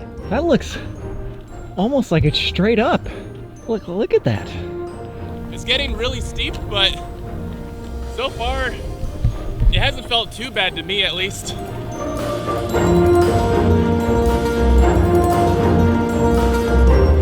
Eventually, we reached the top of this hill, and the trail flattened out. Ooh, that's better. Definitely the steepest part. Steepest part of today? I'm glad the big chunk at the beginning wasn't that bad, though. Well, thank God. That was really steep. It's brutal. That definitely took all the wind out of my sails and any momentum I had. Unfortunately, we're not done yet. There'll be 2 more peaks. Before resuming our hike, we stopped to catch our breath and enjoy the dramatic ocean views.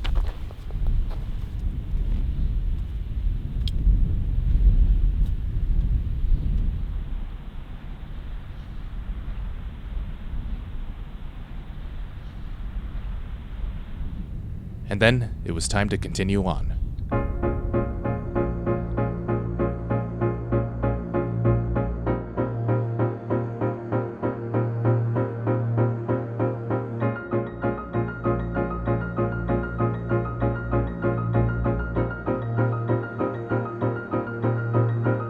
The scenery around us was breathtaking, but we still had our work cut out for us. Just ahead was another massive uphill, and we could see the trail wind all the way to the top.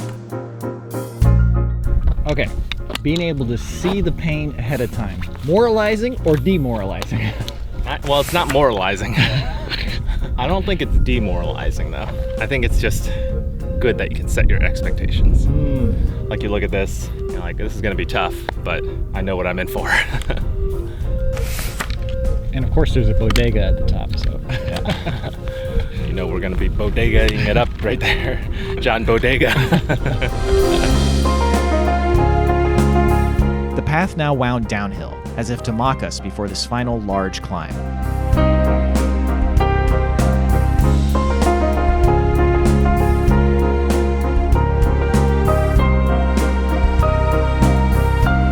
Thomas had gone ahead, and as we descended down the trail, we noticed him trudging up the steep slope. It definitely seemed like we were in for a brutal slog to the top. Okay, up close, it does look very daunting. And the group ahead of us, they've been on that uphill for like a good 20 minutes now. Although Thomas seems to be making really good progress, so.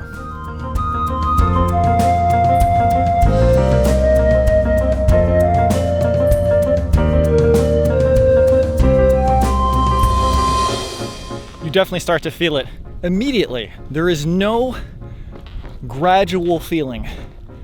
As soon as you hit the uphill, you can feel it. In the dirt nearby, we spotted a side-blotched lizard, envying the way it could nimbly scramble up and down the rocks.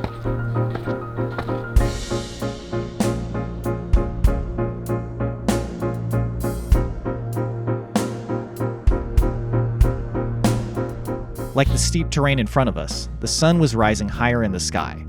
The sensation of heat was everywhere, on our skin and in our muscles. Feeling the burn now. Wow, that's steep.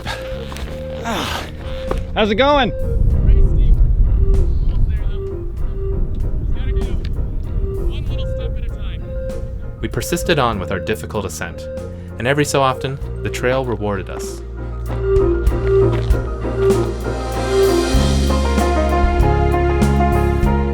This is a very tough uphill, but that sea breeze is absolutely rejuvenating. This might be the toughest uphill of the whole hike so far.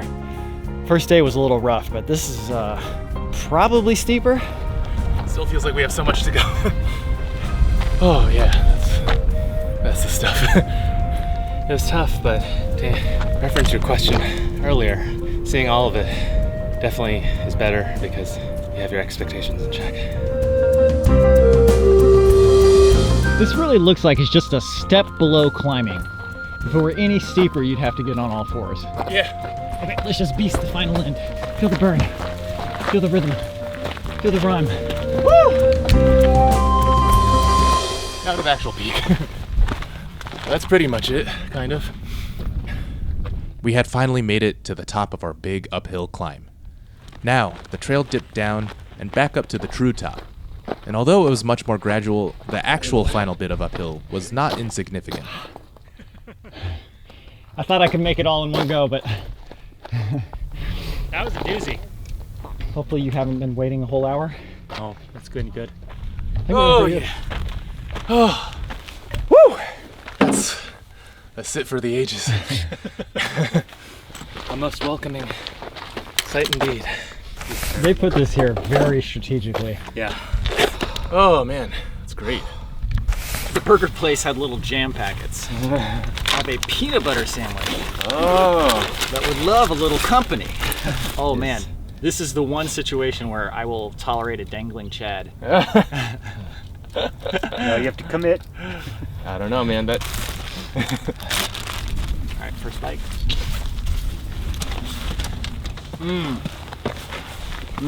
Hey, you want some?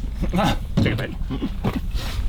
As we rested at the top, we watched boats sailing out of two harbors and took in the beautiful maritime scenery that surrounded us.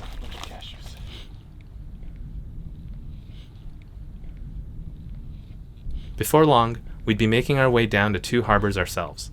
But there was one more peak to conquer before we could meander our way downhill.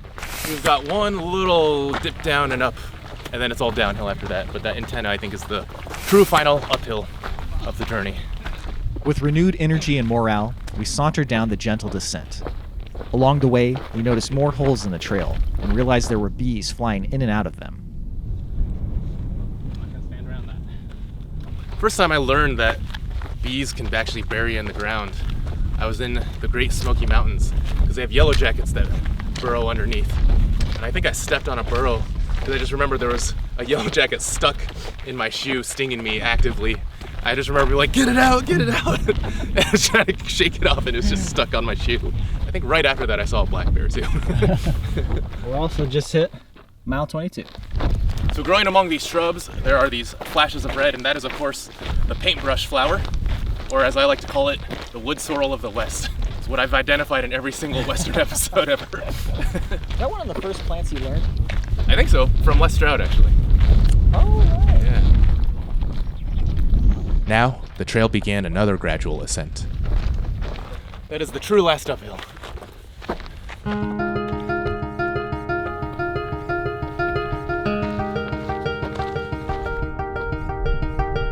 Although it was a short uphill, the dirt we were hiking on became much steeper towards its apex. Last one. Don't stop now. What happens if the cars come up here and they have to like stop for hikers? Just slowly roll back down. Woo! You can see our final destination. Woo, we did it. Those are some brutal uphills, but they made this feel well worth it. I mean, you can look at the map all you want, but some of those uphills were definitely just like, you know, just in case you thought you were done. But I'll tell you, more than any other hike I've done, I feel like I've accomplished a great amount of distance because I can see where I've been. Like I look out there and I see Blackjack Mountain and I see the trees where we camped in and everything, and I can see all the trails that we hiked down there, and I'm pretty impressed with the mileage that we've covered over these last 2 days. It's also surreal being on this ridge and you can see down both sides of the island now. Like sometimes when you're in the valley, you lose sight of the fact that you're on this island in the middle of the ocean.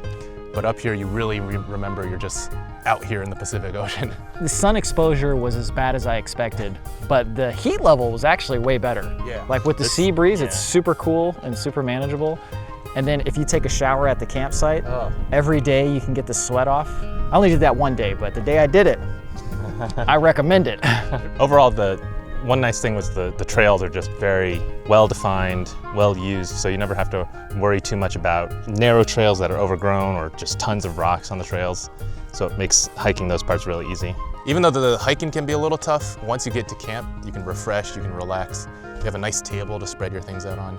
My legs are beat. I think they're gonna be wobbling on the way down, but I'm ready to eat a meal, relax on that ferry ride back. They should have one of those roller slides just all the way down, where you sit on a piece of cloth or something. My legs will be wobbling, that's for sure. All right. Let's do it. Let's do it. Let's finish it out.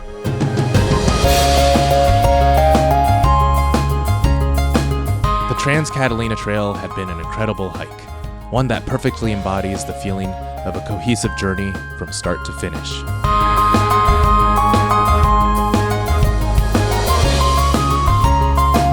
And after our long trek all across the island, through valleys and peaks, we were left feeling exhausted, accomplished, and just a little bit giddy. Bryan's shoulders are probably too wide for this.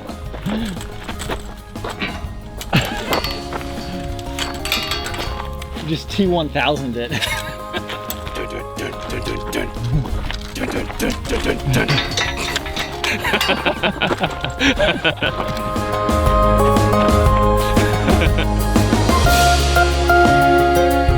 We'd experienced so many different things on this island, from civilization to wilderness and back, from cloudy mornings to sun-soaked afternoons, and from arid deserts to lively ocean beaches. And knowing we would have traversed all 25 miles on our own 2 feet made things all the more satisfying as we approached 2 harbors.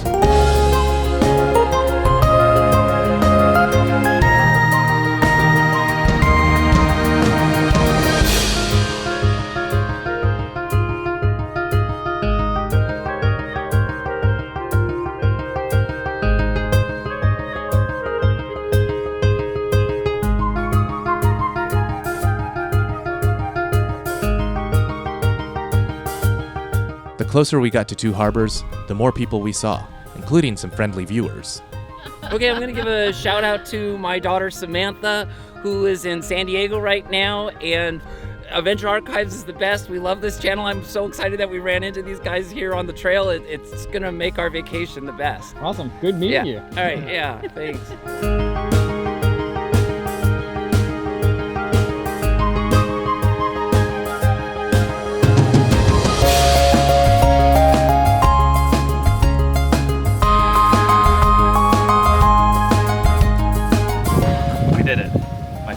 Definitely reached maximum jello. See Thomas down there.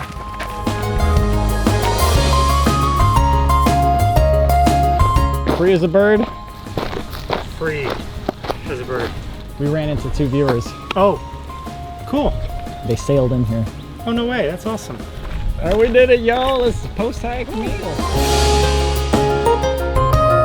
In our minds, a perfect journey is one that you're excited to go on, that you enjoy in the moment, and are happy to conclude at the end. And we were certainly happy to finally be done with our long adventure.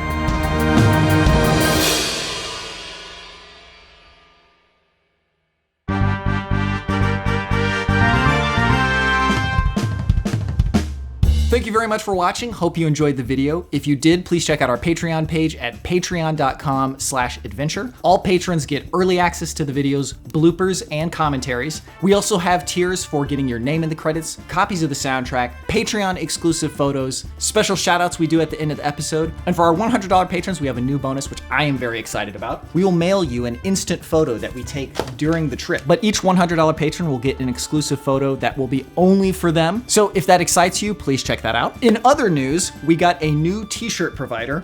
Our old t-shirt provider, the quality was really hit or miss, and apparently all of the orders have been delayed recently, so we're totally dropping them. We've got a brand new t-shirt provider. Hopefully the quality is better and they start sending them out faster. But you can check that out using the link in the description or the little shelf below this video. Another thing, at the beginning of this year, we restarted our podcast, Campfire Chronicles. That comes out once a month. You can find that wherever podcasts are found or in the link in the description. Finally, thank you again to all of our patrons. We really, really mean it when we say that we could not do this without them. They are the reason that these videos continue to exist. But also thank you to everyone for watching. Hope you enjoyed the video. These videos take a long time to make, so thank you so much for your patience between videos. But keep watching for the post-hike meal and the shoutouts. Thanks again for watching. We'll see you in the next one.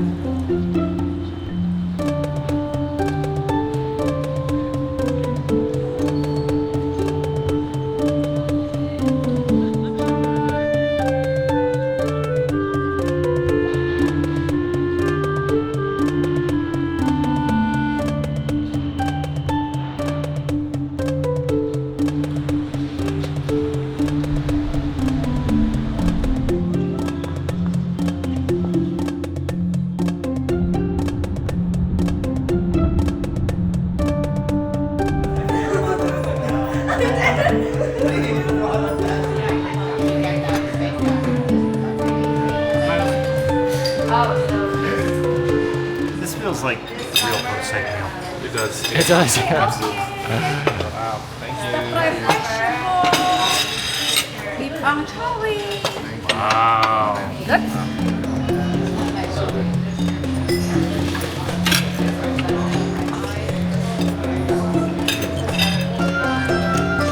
I think we all should pat ourselves on the back. Except for Andrew. I don't know where his food is yet. We all make some good choices. Good variety here.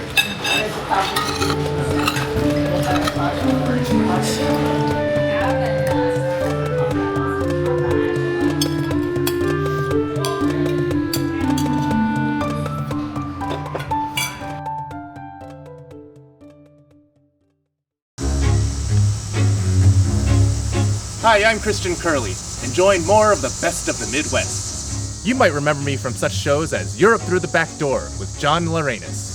So come with me as we explore the wonderfully depressing suburbs of Columbus, Ohio.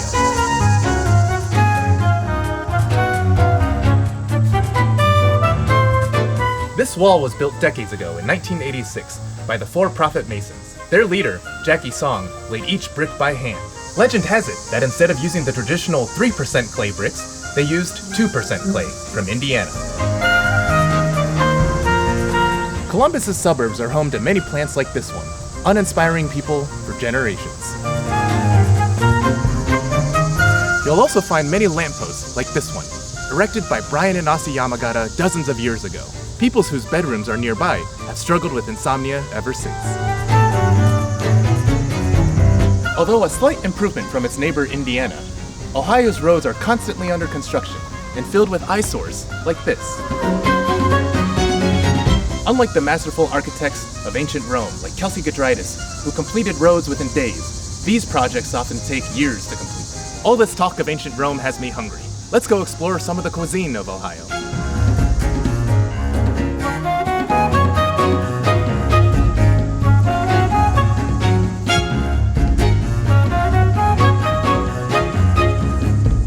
When traveling abroad, one of the joys is interacting with the locals. Even if you only speak one language, it's always good to learn a few of the common phrases of the local language. Oh, welcome, sir. 你好，你讲中文吗？ I'm James Rakitsky. 饼干多少钱？ This is $2. 2块钱吗？好吧。$3. 好，给你。好，谢谢。再见。 Sir, this is $2. Of course, sometimes not knowing the local language can lead to a few blusters, but that's all part of the adventure. Instead of cookies, it looks like I got catnip. Let's go see if we can find a cat to play with. And as my friend Squisky says, please adopt, don't shop. Let's give a voice to all the innocent little animals out there.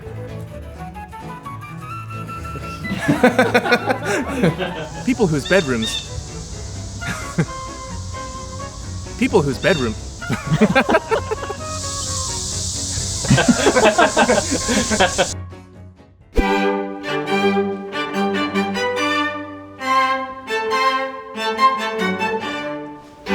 Sue, Oh, hi Jasper Caps. I'm so glad you could make it.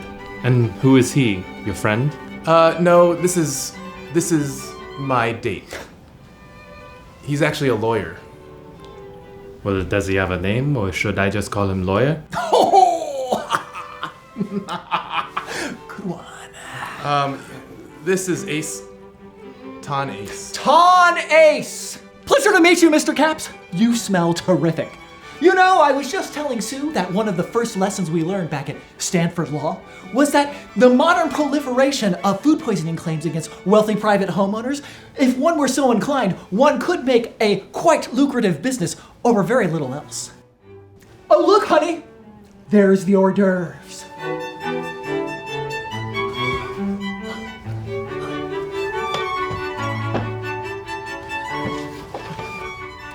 What's the name of the person we're looking for? Christina Alvarez. Christina? Christina Alvarez.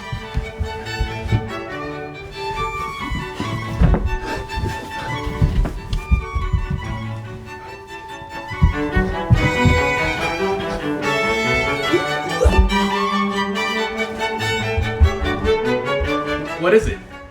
Do you find something about Christina Alvarez? I had a dog, and her name was May Beameray.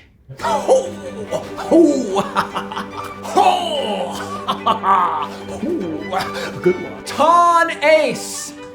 I think that's good. One of my favorite things to do while traveling is finding hidden little speakeasies like this one. This cozy spot is called the Leon and Lou Lin, and when locals come here, they call it going to the Lou.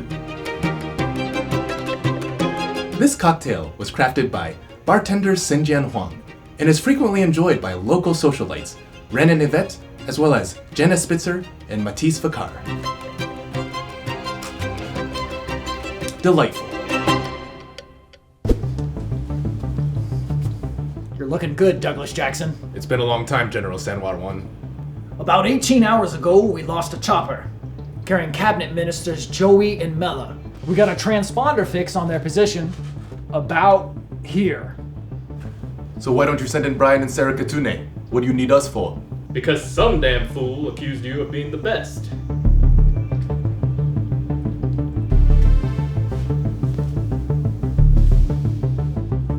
Gavin!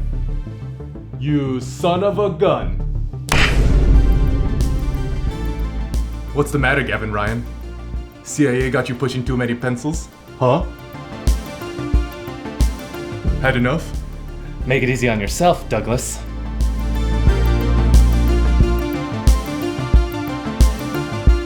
Okay. So you did know when to quit, huh? Damn good to see you, Douglas. What is this flippin' tie business, huh? Hello? Hello. Is this the rude employee from Explore USA? Yes, this is the rude employee from Explore USA. I just wanted to thank you for kicking us out of the first campground. Because the next campground we found was absolutely breathtaking.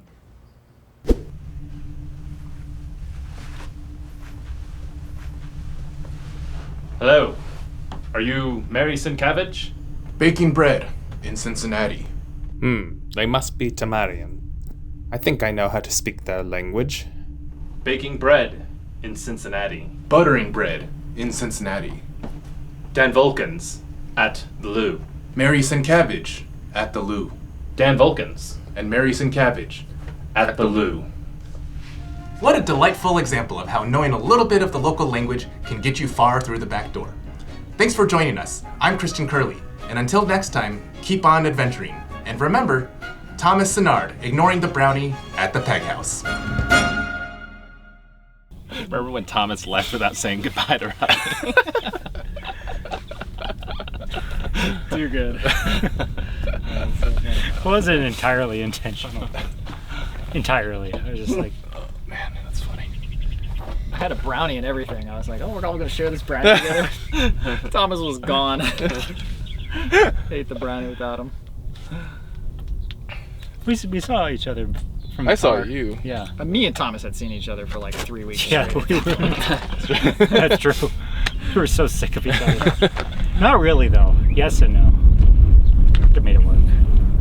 Okay, bye. Well, I had to drive across California that night to drive to Reno, Nevada. Okay. Someone say something relevant to the episode. I'm gonna turn this camera off now.